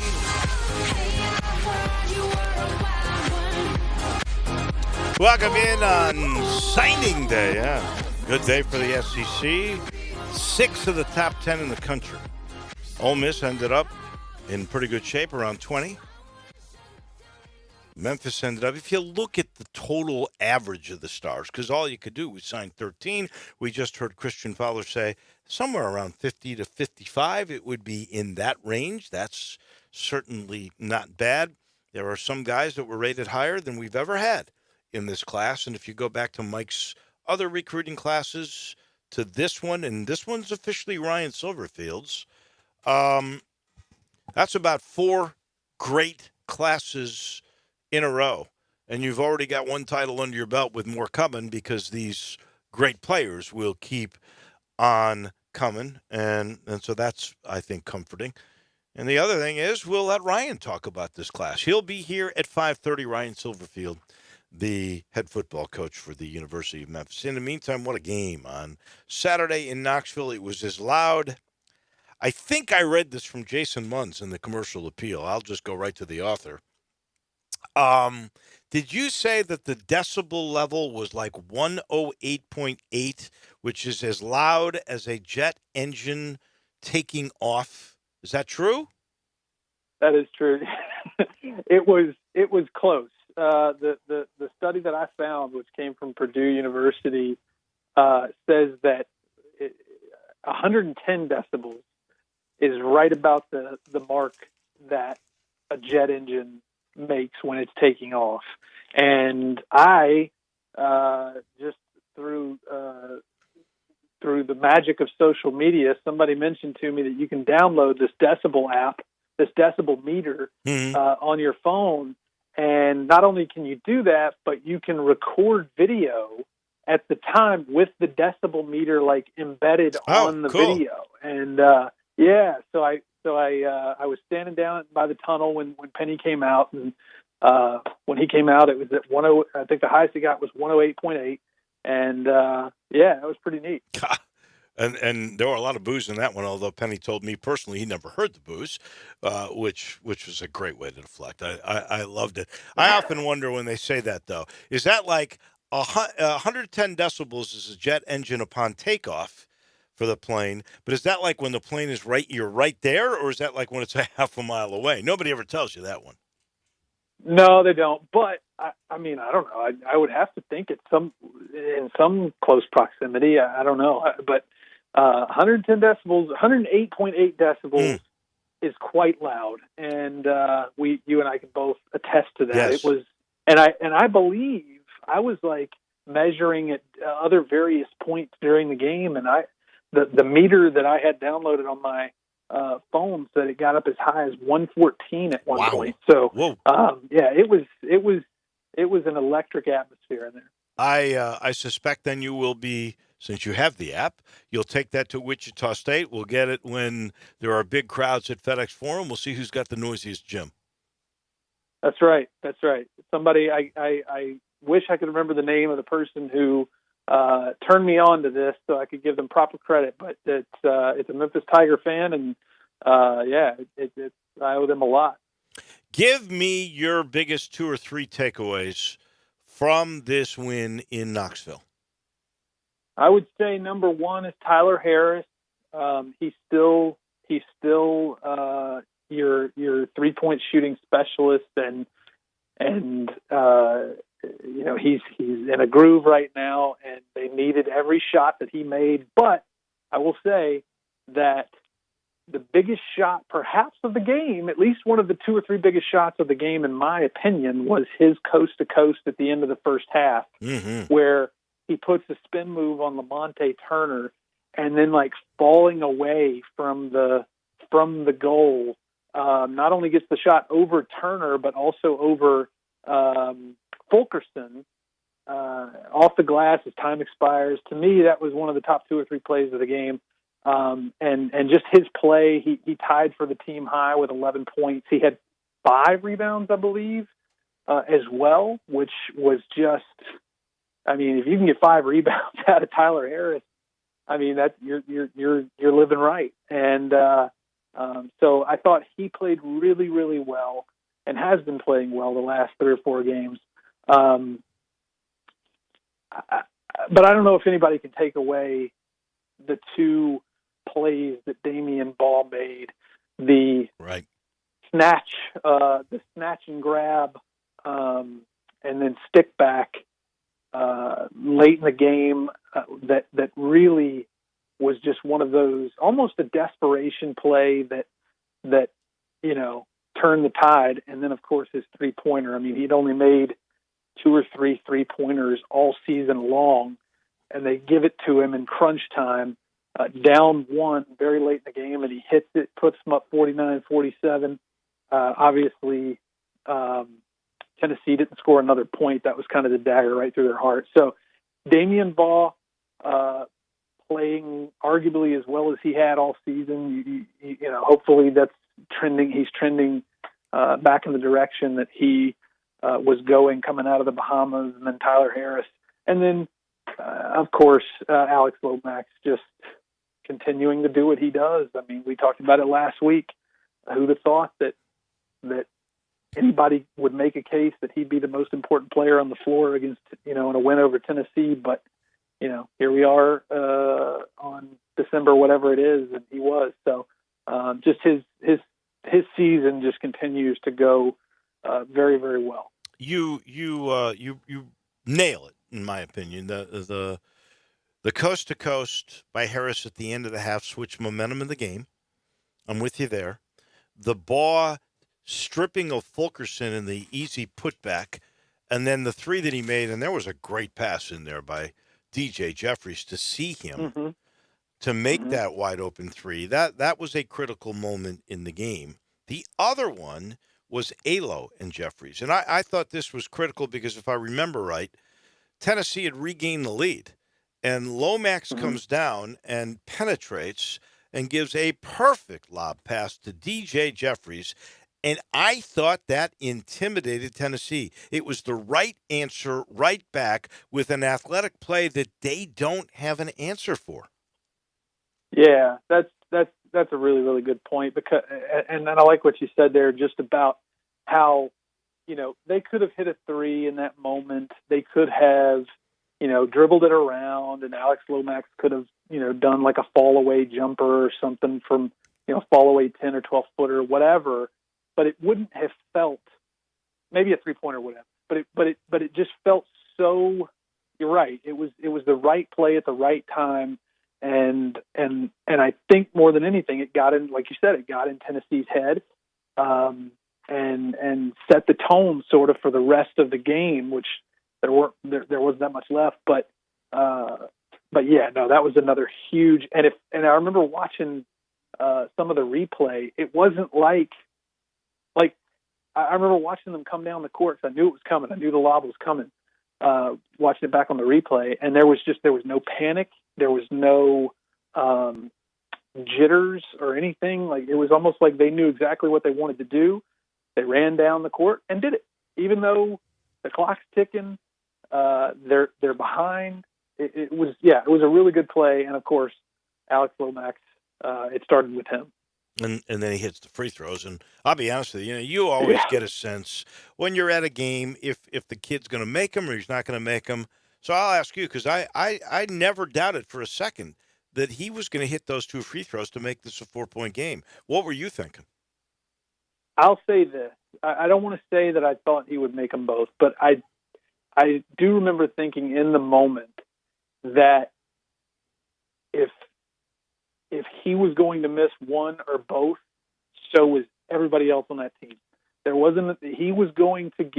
He gave them in that moment, in that, that atmosphere, that scenario, he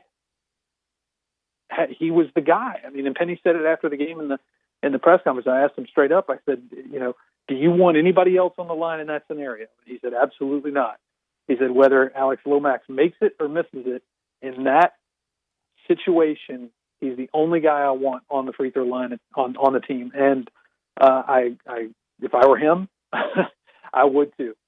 So here we are, 7 games into the suspension of James Wiseman, and this team hasn't lost a game. And think about who they've beaten. They've beaten unbelievable NC State in Brooklyn. They've beaten Tennessee at Tennessee. And they've beaten Ole Miss at home. Ole Miss at home. I mean, you're talking 3 Power 5 schools, 3 pretty decent teams for sure. Tennessee, a ranked team, still ranked after this one. I'm just amazed at what this coaching staff has been able to do. Yeah, and I remember distinctly, and I may have even said this to you or somebody else who was around in the at the post, in kind of in the post game area. I remember thinking to myself or saying it to someone that this is okay. Now it's real. I mean, beating Ole Miss, fine. Beating NC State, fine. Even beating UAB on the road, coming back the way you did. It didn't look great, but you still won. Fine. This was different to me. It says to me that, okay, they've gotten through, they've gotten this far without James Wiseman. They've gone through four full games now without Lester Quinones, and they're undefeated, and they're beating quality teams. I mean, this isn't the Alcorn States of the world or the University of New Orleans of the world, which is coming up. But I think it does speak to a lot of things. Number one, this is a very, very, very talented team led by a guy right now, Alex Lomax, who's playing way beyond his years. He's just a sophomore. I mean, we forget he's still just a sophomore, and still, even to this point, has only started 11 games in his college career, which is crazy. And should end up a 4-year guy. I mean, he's going to play here in a Absolutely. Memphis uniform for basically 2 2/3 more years. I know it's wild. So, and it's a credit to the coaching staff. I mean, they schemed up Tennessee so well. Mike Miller took the lead on that.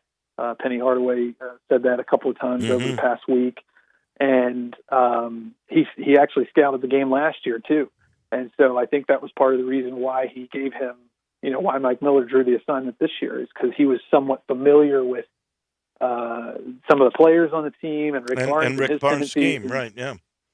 Yeah. So he did a great job. Yeah, it's just been above and beyond what I think even the most optimistic Tiger fan would have expected when they were told several weeks ago that you were going to be without James Wiseman, you'd be without 40% of your starting lineup. You wouldn't have him. The guy who's played more minutes than anybody, Lester Quinones, and the guy who's arguably the best player in college basketball, James Wiseman. You're not going to have those guys for X number of games. Even the most optimistic fan would say, all right, well, I'm gonna pay attention to football a little bit more than I normally would, or something like that. But no, I mean, it's here we are again, 9-1, ranked 11th, I think it was in this week's AP poll, and no signs of slowing down either. Well, the next question will come, and it's a couple of games away. But when Quinones is available, and I don't know when they'll bring him back. I suspect there's no need to bring him back this Saturday, so I don't think you'd be in a hurry there. Maybe for New Orleans, certainly you'd bring him back for Tulane on the 30th, Quinones. But you are going to have to ingratiate into the mix both Quinones and Wiseman, and how hard is that?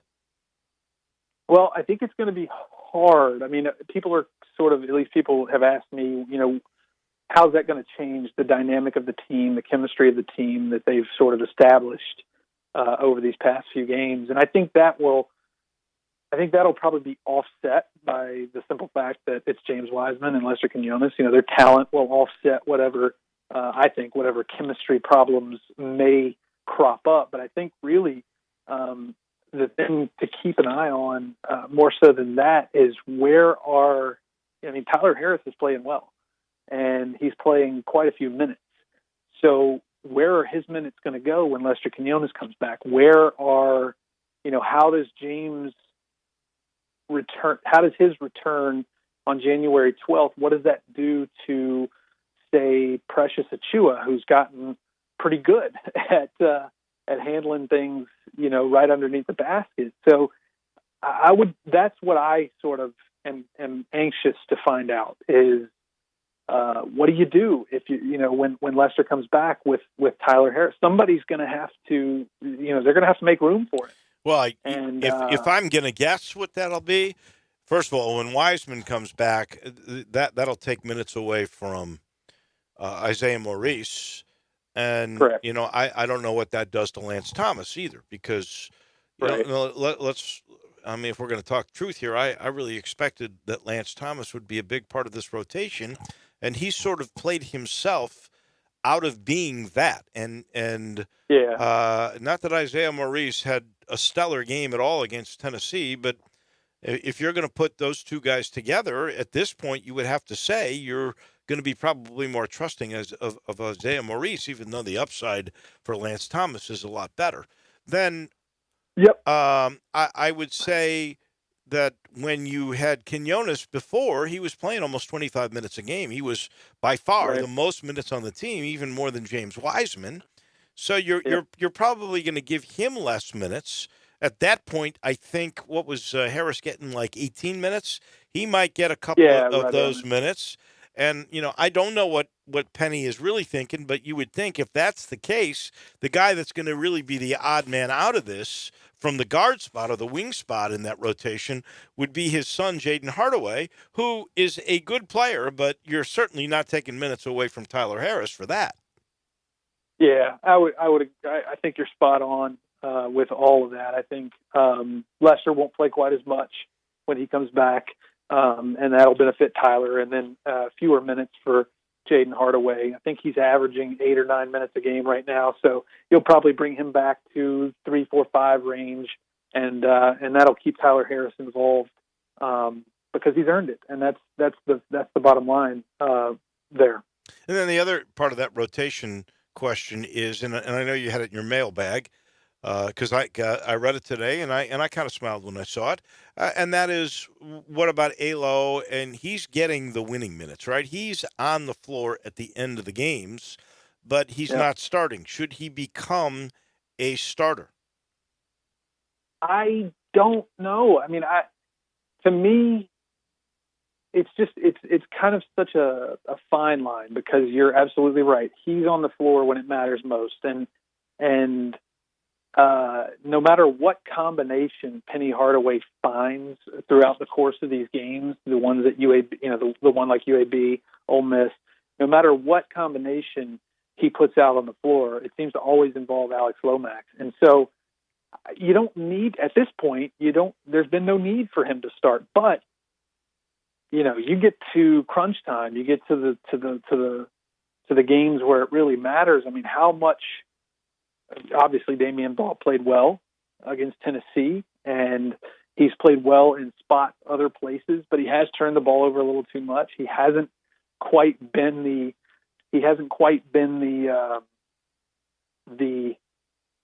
dominant force that we expected. He fouls a little too much. So how much more of that can you how long of a leash can you give him before you have to say, we really need to look at putting Alex Lomax in the starting lineup? How many more times can you get behind 17-5 or down 20 at UAB before you start to think to yourself, man, we really need to set the tone early, and Alex Lomax is definitely a talented table setter. That is a dilemma. And for me, the dilemma is this. Damian Baugh has an upside that is just out of the roof. I think you'd agree with me there. Yeah. Yep. So do you really want to take away any of his confidence, which I think is already, not shattered, but sort of broken a bit? Especially coming off as good a game as he had at Tennessee. Right. And the thing about Lomax that I like is he really likes playing on that second team with Harris and with Jeffries. That triangle there is really comfortable with one another. So I don't know if I'd want to mess with that right now. But you're right. You can't fall behind by 12 at Tennessee and by 20 at UAB and expect to keep pulling these games out if you keep falling into that kind of a hole. So at some point he may have to readjust. I'm not sure. Yeah, if it keeps going that way, if it really is a trend and it's not just a blip on the radar, then over the course of a season, over the course of a long enough timeline, it's going to really start to wear on your team. But no, going back to what you said a second ago about Alo, comfortable. Him and Tyler Harris comfortable. I'd even add Malcolm Dandridge into that mix. I think they're very, obviously they are all three very close to each other. Alo and Malcolm even spent a few years playing together at the high school level. So there is a comfort level there, and you can't discount that because it seems to be working very, very well. But yeah, no, I think for now, there's nothing wrong with not fixing something that isn't broken. Right. And I'm like you. I can't wait to see more of Malcolm Dandridge. I see that potential that is there, but it's clear. I mean, he's 9 months from the ACL, so he's really rushing it to get back, and he looks very, very rusty on occasion. And when he has those moments that he looks really good, like 2 seconds after that really good moment, he got his hand up going, I got to get out of here. I'm winded. He's a bit of ways away. All right, last thing, and everybody's always asking, I didn't see it in your mailbag, but I know the signing period early is over, and Memphis got nobody. Does that worry you? Do you think the kid from Texas is still out there for the Tigers to get in the late signing period? What do you think is going to end up happening with all of this? Well, I think would Memphis have liked to have gotten somebody in the early signing period? Sure. Chris Moore, there's no doubt about it. Yeah. Yeah, they wanted him. And so they didn't get him. But there are I don't think there's any panic at all. I mean, Jalen Green is still a lot of analysts and forecasters still have him picking Memphis. And I think as long as that happens, as long as that holds true and Memphis gets him, then it doesn't matter what happens, before that. I think they're going to be, that's sort of the linchpin. But then you bring up Greg Brown, who a lot of people have as probably going to Texas. I don't know if it's 100% yet that he's going that way. I would like to see what he says when when and if Jalen Green commits to Memphis. We'll see what Greg Brown does. Greg Brown, by the way, has an official visit scheduled for January 4th to Memphis. So that's certainly worth keeping an eye on. Well, if you get Green and Brown, then this lack of an early signing person or even the loss of Chris Moore is certainly, you can live with it with all the talent you're going to have coming back. That's not an issue. Yeah. But if you don't get those two guys, now you got to wonder a little bit. Of course, you'll have Isaiah Stokes next year, but I don't know. Yeah. And then of course you got to you got to wait and see how the transfer landscape, right. How it presents itself, but there's going to be a lot coming back. And even if Jalen Green is the only guy they get, I'm exaggerating a little bit, but even if he's the only guy you get, that's still a pretty good year. That's a good get for sure. Jason Munz, to you, your wife, Merry Christmas, Happy New Year. We will talk to you in 2020. All right, I look forward to it. Thanks. Me too. Thank you. Thank you. Jason Munz, beat writer for the Commercial Appeal with the Tigers. We got to take a break. I'll let you know this portion of the show brought to you by Supercuts. Supercuts. They are all over the place now. 15 of them. Go to supercuts.com. You'll find the shop that's closest to you. Walk through the door and say, hey, I want to know about this cut. Do you know about it? Ask the hairdressers. They know.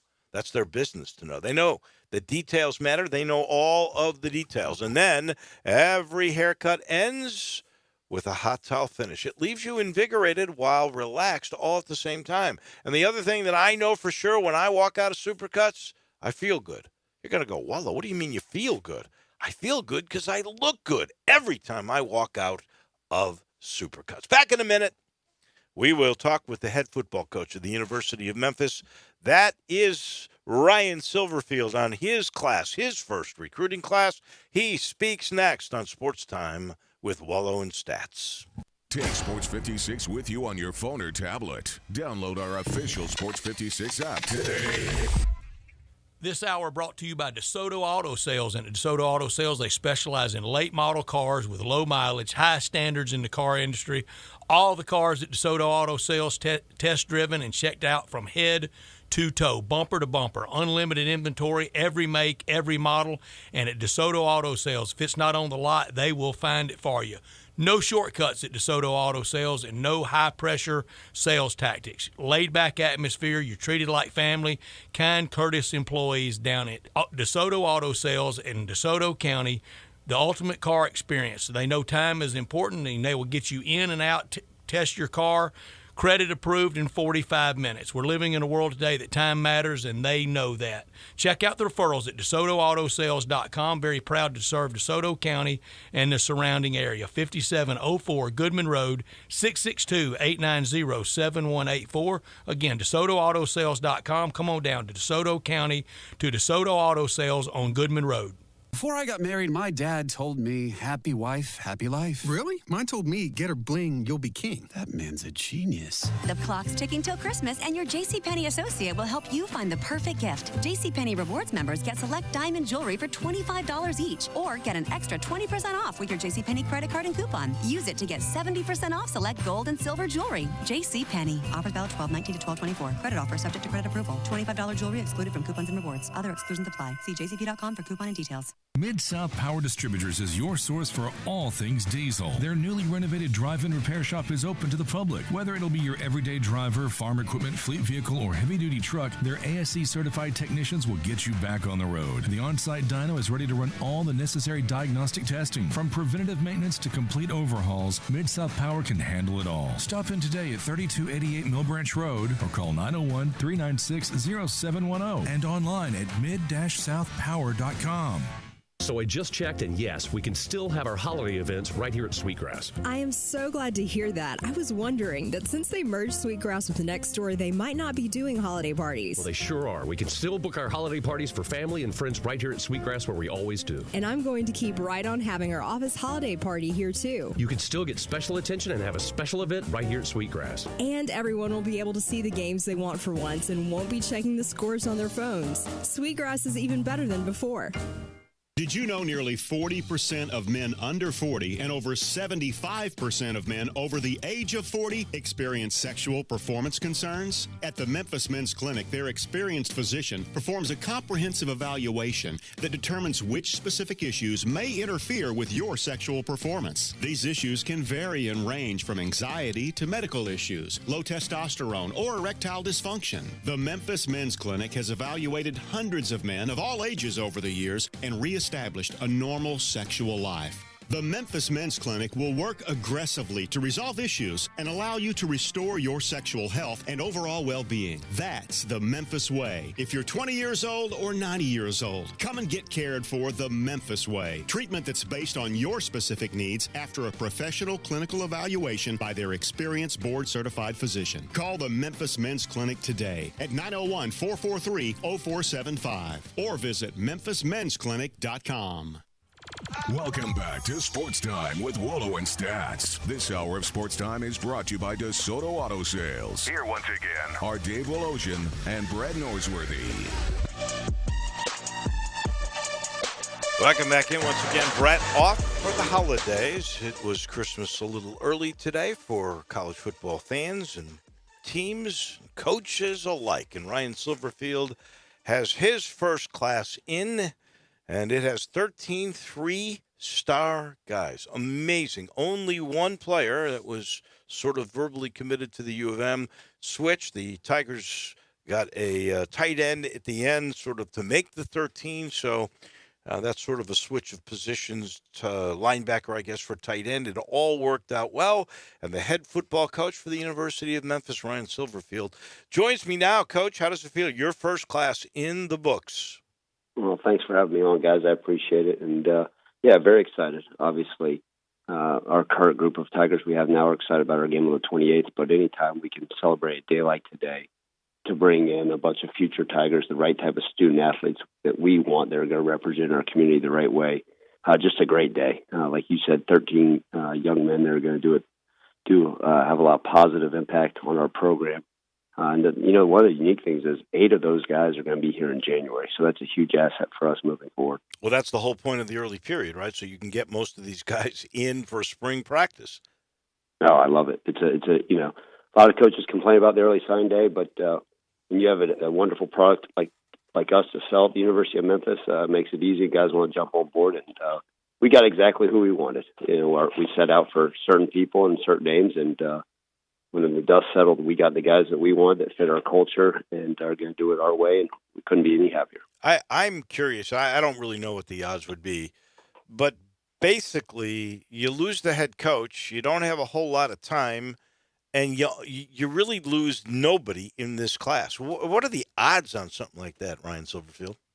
Yeah, I think it's a testament to the players that we currently have, the culture that we have in place, and our staff. I mean, we all worked hard and diligently to keep this class together.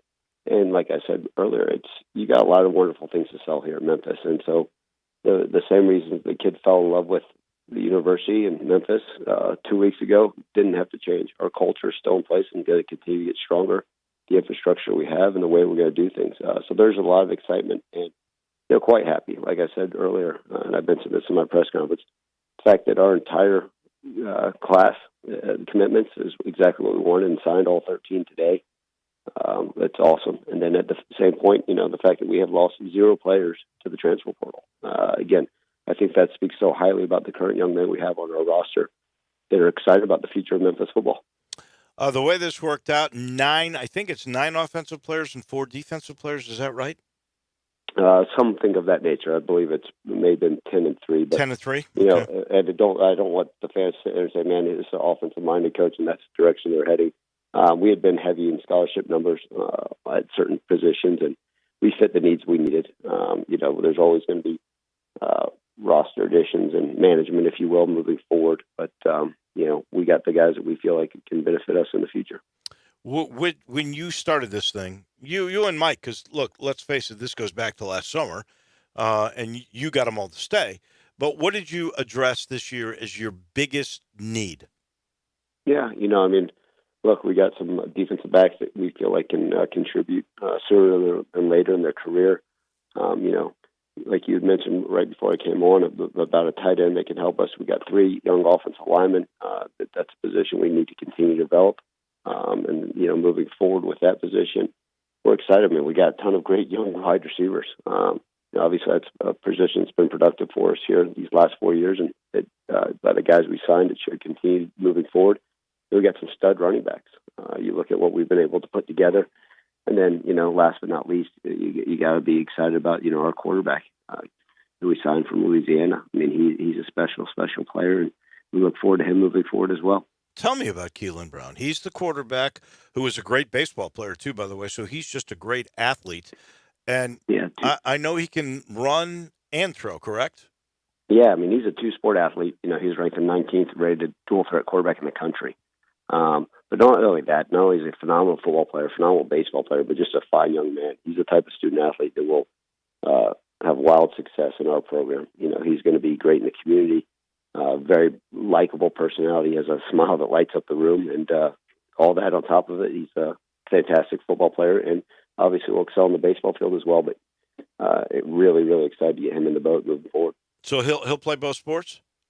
Yes, sir. Yeah, that's the plan. And I told him, look, it's hard enough to be a football player and a student athlete in Division I level, but we've seen it happen with some other guys, and he's going to try it. And if it works, wonderful. If not, he'll be able to put his eggs in one basket with football. But yeah, we're certainly going to let him swing away at both sports and see what happens. Would you redshirt him next year because of Brady White?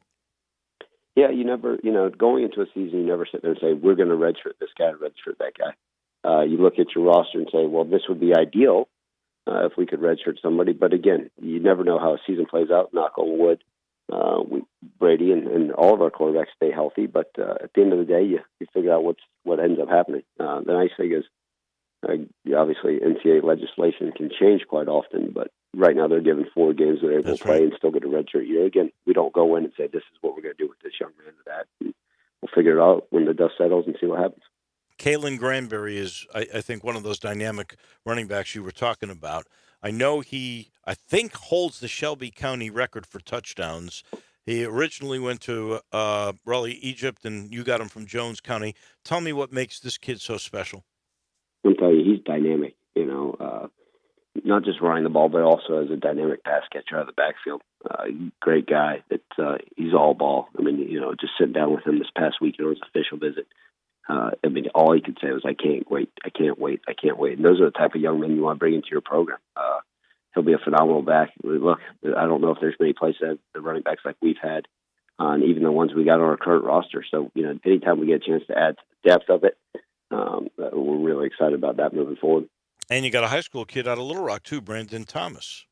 Oh, Brandon's a stud. I mean, he's, again, everything you want in a running back as well. I know I sound like a broken record, but when you get those dynamic type things, that's a good problem to have. As you guys know, we like to run the ball here. We'll be able to continue that with these backs. So quite excited about adding him as well. Kendarius Taylor is interesting to me. I think by 24/7, that's your highest rated player, but I know he's also injured. How is his status? Would he be a guy that would be ready to go next year? Well, KT, as we call him, has been injured, and he's going to start his rehabilitation progress here in January. And, we'll see what happens. Probably not going to be able to participate this spring. And we'll just see when, the pads come on in August if he's ready. If he is, then so be it. Wonderful. If he's not, then we'll take it from there. But that's it's too early in that decision-making process to figure out if he can be an immediate helper or not. But, phenomenal young man and a phenomenal football player. On your O-line, Braxton Alford, a kid from Knoxville and Ocoa High School.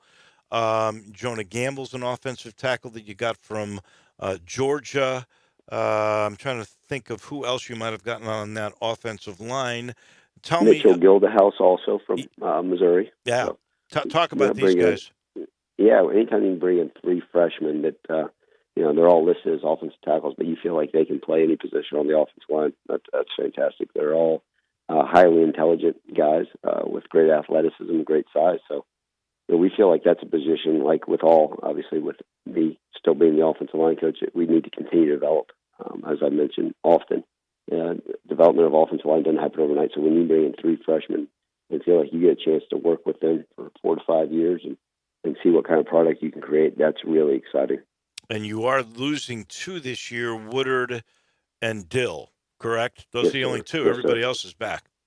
Yeah, and then we'll lose Peyton Jones, who was no longer able to play anyways this season. So, but yes, sir, the ones with two starters will be Dustin Woodard, our starting center, and Scotty Dill, the starting right tackle. One D-line player, and I believe the Kawan Robinson actually signed last year and then for whatever reason didn't get here and was highly sought after. Tell me the story of the young man from Bryant, Arkansas. Yeah, Kawan's a young man that we had our targets on last year. At the end of the day, had to do some stuff in order to get himself here and was able to take care of his business off the field. And that's a nice thing is he's we know he was a USA Day first team all defensive unit honoree, and I think that's huge. Obviously not too far away from here, and to add another young man from Arkansas, he'll be a force to be reckoned with, a brick house right there on the defensive line. So he's a guy who could play right away next year? Well, just like with any of them, we're going to throw them all into the mix, but, we'll see what happens. Obviously, him getting here in January will certainly help his chances. And then you got a couple of corners, I think, in Devontae Nelson and Sylvanta Oliver. Yeah, Sylvante, obviously, I consider him local, even though he's 45 minutes away from North Panola High School. But anyways, at the end of the day, he's a young man that will be able to step in and challenge for a role here. And then also Devontae Nelson, a highly sought-after local product. As you guys know, looking at the sign class, we were able to do a nice job here locally. And that's huge. Anytime you can build a fence around your hometown and keep the 901 kids here. And I think what happens is everybody realizes how special this place is and what we're continuing to build towards. And there's no need for them to look elsewhere. I love any kid from MUS. Everyone that Memphis has ever gotten from MUS, and you got two kids on your defense now, Pickens and Hart. They're just terrific, and this kid's going to come right in. And I know there were SEC teams that wanted him, and you were able to keep him home. So that is just a truly terrific story. So how is it feeling being the head guy practices for this bowl? Is it strange, or does it feel like you're just coming home? Yeah, I think just like I'm coming home, it's, even when I had the interim tag, it's just nothing changed for me. I'm always going to pour everything I have into this to this program, whether I'm, the janitor in 20 years cleaning up trash on the fields, or I'm the head football coach. Look, it's all about these kids, these young men that we have, and serving them every single day. So, it's been great. I love getting out on the field. Anybody who's come out to watch practice, generally having a big smile on my face for 2 hours straight. It's good because I enjoy it. And, the nice thing is our players are excited to be out there. There's a sense of urgency. They're excited about the opponent we're playing. Obviously, a wonderful opportunity, the Cotton Bowl on the 28th. So when it's all said and done, I am living my dream, and it's a wonderful opportunity, and everybody's excited and can't wait to keep rolling the right direction. I know Kevin Johns is your OC calling the game. You'll be managing everything. I know Kevin Clune is now your interim defensive coordinator. Fuller is out. Will you have everybody else from the staff in Dallas come the 28th? Yes, sir. Yeah, moving forward, the staff as it is what we plan on moving and coaching in the game.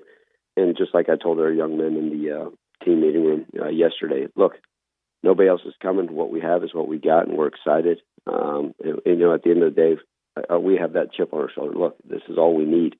It's not about what's not here. It's about what we have moving forward.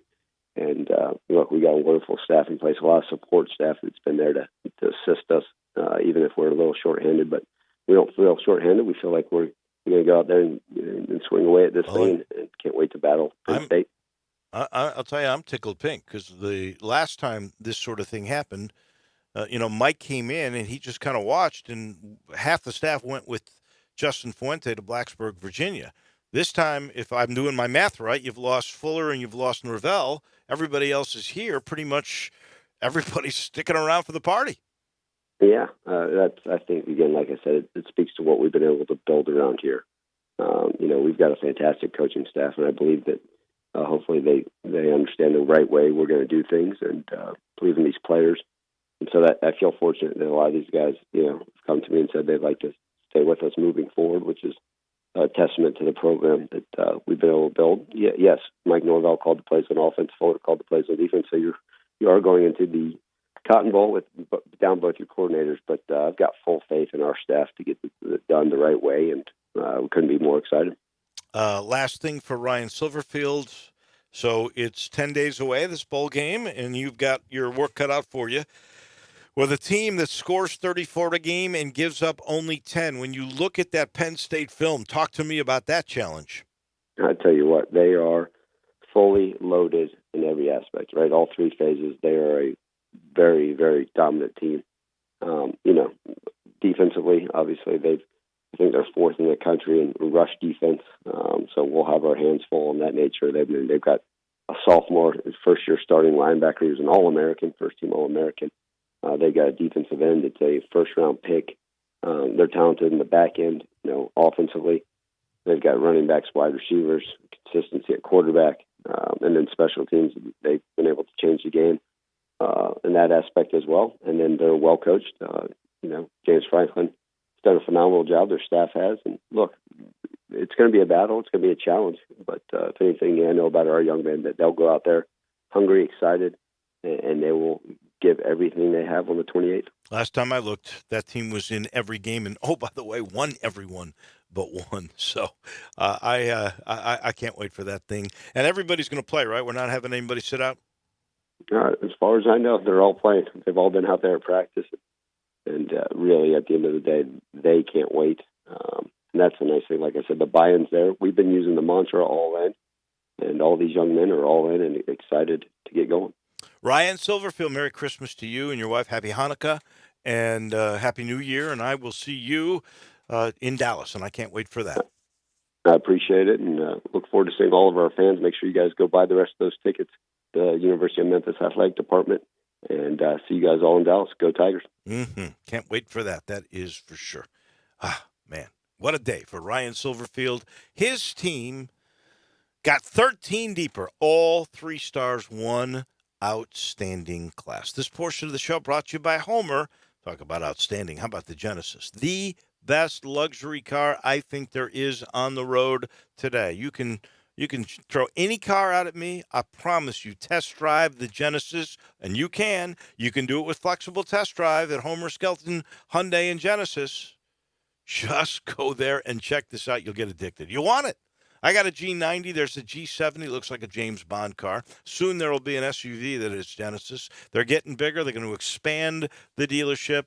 Not everybody gets to sell Genesis cars, but Homer does, because they are the perfect marriage of that technology and service. Ask about the shopper assurance. It's just like the Hyundai Assurance. 10-year, 100,000-mile limited powertrain warranty is just ahead of its time. See what I'm talking about. Get on Lamar. Go into Mississippi, turn left at Craft Road. You'll see the way car business should be done at Homer Skelton Hyundai and at Genesis of Olive Branch. Back in a minute, we'll put a wrap on this with Crunch Time and a whole lot more. This is Sports Time with Wolo and Stats. The Peter Edmiston Experience with C.J. Hurt. Weekday mornings from 7 to 10. Only on Sports 56, 96.1, and 87.7. Get to Holly Chevrolet in Marion because Chevrolet has announced employee pricing discount for everyone. You pay what we pay, not a cent more. Right now, save over $11,000 off MSRP on the strongest, most advanced Silverado ever. The all-new 2019 Chevy Silverado 1500 Crew Cab 4-wheel drive custom trail boss. Or save over $9,000 off MSRP on a 2020 Chevy Equinox LT front-wheel drive. Stop by today and check out Holly's large selection of new and pre-owned cars, trucks, and SUVs ready for you to enjoy. And at Holly Chevrolet, it's a no-pressure, no-hassle environment. As a matter of fact, there's no Badgers.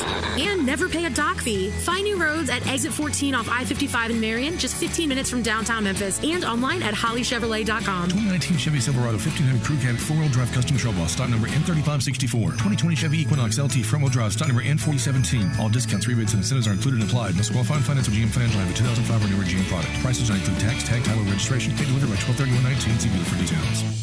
I Buy Houses, 901-406-1101. That's 901-406-1101. I Buy Houses. I Buy Houses will buy a house in any area, in any condition, and yes, it's guaranteed to close in 5 days. If you need to sell your home quickly, call 901-406-1101. If you've been through a divorce, if you lost your job, if you're tired of renters, I Buy Houses can get you your money quickly. I Buy Houses will buy your home in Shelby County, DeSoto County, Memphis, Bartlett, South Haven, Horn Lake, Olive Branch, anywhere and everywhere in between in any condition. And yes, they're open 24 hours a day, 7 days a week. I Buy Houses, 901-406-1101. That's 901-406-1101. Grab that pen, 901-406-1101. I Buy Houses.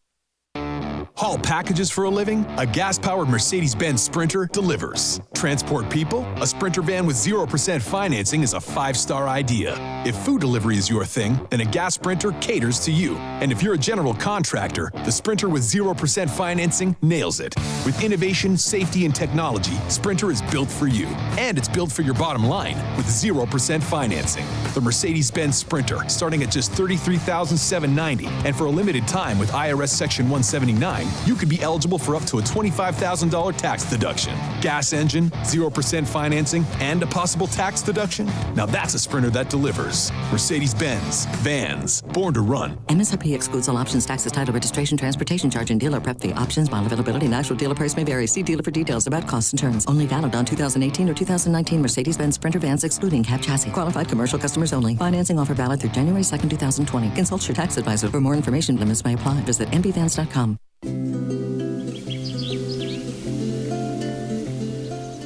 I love fall. The landscape is so beautiful at Town Village Audubon Park. Nestled in the heart of East Memphis, located corner of Park and Cherry, is a beautiful residential neighborhood. Looking for a great place to retire, but you still have a very active lifestyle? Then visit Town Village. Only requirements that you're 55 plus. Prices per month starting at $2,300. Gourmet Chef Drew invites you to visit our restaurant and bistro. Package includes 3 complimentary meals per day, maid service, free local transportation, daily check-in, monthly coffee club, themed dinner parties, lots of fun. Visit us and call Daniel at Town Village Audubon Park at 901-374-7342.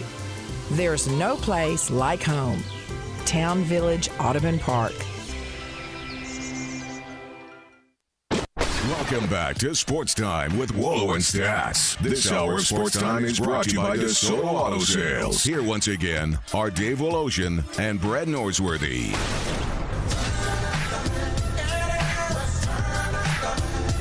6 nights away from Santa and a week from opening up presents, right? And I know you're wondering, what am I going to get? What's the perfect gift? I got the perfect gift for you. If you know anybody that loves golf, you think my guys at Robo Golf Pro Memphis, right in Vantage Point. That's the driving range on Macon Road in Cordova. This is the place to go for so many different things, like small corporate outings or having birthday parties or even holiday parties, because it's not just a simulator and a robot that teaches you the game of golf. It's a lot more. There's a party room in there that you will love. You'll love playing winter leagues that they have, or just playing Pebble Beach if you'd like, or if you want to take lessons. Here's my guy. I think he's the best, Robert Jackins. He will take care of you. They got gift certificates. This is what you want to go in there. You're going to call 327-20, 901-327-20. Talk to Robert Jackins. He'll set you up with gift certificates to use the simulator for rental, or to be part of the Winter League, or if you want a party, or if you want a lesson. He's the best guy at figuring out the perfect swing for you with the robot. Robo Golf Pro Memphis, I've talked to you about this before. Nobody's got this teaching method like this, with a robot that's got a perfect swing, but really is then programmed for your perfect swing. And Robert Jackins is the guy that arranges that. It's unique, and it works. Robo Golf Pro Memphis, 901-300-2720. It's crunch time.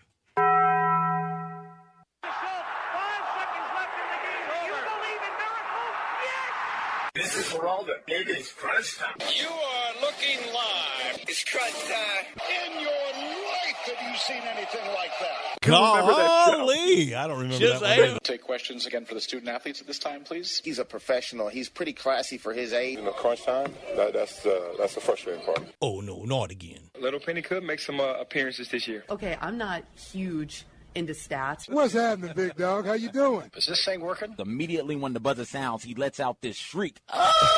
He throw those ears forward. He was in stroke mode. This is stupid. It's obviously crunch time. Boop, boop, boop. That's what you're getting. Time for Taco Bell Crunch Time. Taco Bell, home of the crispy tortilla chips, topped with a double portion of either seasoned beef or shredded chicken, plus refried beans, nacho cheese sauce, reduced fat sour cream, guacamole, and a 3-cheese blend. Nachos Bel Grande, heaping portion of chips, topped with ground beef, tomatoes, beans, nacho cheese sauce, and a dollop of sour cream. Taco Bell, home to great food you get on your way home real fast, and they bring you crunch time every day. Here's what I learned today. Miracles can happen and people can change. Ed Orgeron, AP Coach of the Year, 33 of 56 first-place votes. Matt Rule from Baylor, 2. Ryan Day, Ohio State, 3. P.J. Fleck, Minnesota, 4.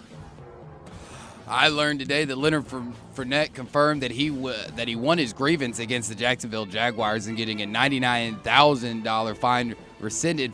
Fournette was fined by the Jaguars Vice President of Football Operations, Tom Coughlin, for sitting on the bench while inactive in Week 17 of last year. The NFLPA also noted today that more than a quarter of the grievances filed by players over the past 2 seasons were against the Jaguars.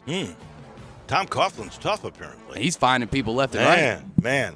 Here's what I could have done without the news, that Dak Prescott has an injured shoulder. He's limited in practice, which tells me he will not be 100% when the Cowboys and the Eagles, pretty much in essence, play for the NFC East divisional title. Cooper Rush, that name mean anything to you? No. He's the backup quarterback for Dak Prescott. Good to know. I could have done it without today. The University of Houston will vacate 3 wins from its 2018 season after the NCAA found that a former tutor was involved in an academic misconduct with 2 players. The Committee of Infraction announced today that the former tutor wrote 4 papers for 2 football players in exchange for only $205 for during a month and a half period during the 2018 season. Obviously didn't get enough money. No. Only get $205? Come on. You got to raise your prices, dude. You can vacate all you want. You think any fan listens to any vacating of titles or games? No, they don't. I'm watching tonight Tennessee and Cincinnati. Men's college basketball, North Carolina and Gonzaga. If you want to stay up late, a good game. Kentucky and Utah. The Grizzlies and Thunder tonight at 7 o'clock. And if you're into hockey like Drew, we've got NHL, the Avalanche, and the Chicago Blackhawks on NBC I'm watching the Oilers Sports. and Blues. Are they on tonight? Yep. I didn't even see that. Oilers and Blues tonight. You're not going to watch the Blackhawks? Come on, Dave. Why would I watch a sub-500 team? Come on. It is an under 500 team. You're right. Very sad to see what has happened there. That is for sure. Thanks to TJ Reeves, Mike DeCourcy, Rick Horrow, Christian Fowler, Jason Munz, and Ryan Silverfield. Big show tomorrow. We'll see you then. Have a great night, everybody. Hi, I'm Troy Fiveash, owner of Fiveash Roofing. If you need a roof for your home or business, we hope to hear from you and we will work hard to earn your business. We are experts and certified in residential and commercial roofing, siding, and gutter installation. We have been serving the Memphis area for over 20 years, and now with 2 of my sons working with me, we plan to be here for many years to come. So if you need a roof, please give us a call. On a personal note, what a great time to be a Memphis sports fan. With the Grizzlies' new look, the Redbirds, the 901 FC, and the Tigers football and basketball teams, it's going to be a fun year. Thank you to Coach Norvell, Coach Hardaway, and their staffs for your dedication to your student athletes, the University of Memphis, and to fans like me who have waited forever to have both the football and basketball teams ranked at the same time. Fiveash Roofing, fair, honest, and ethical, 367-0050 or memphisroofer.com. 367-0050 or memphisroofer.com. Fiveash Roofing.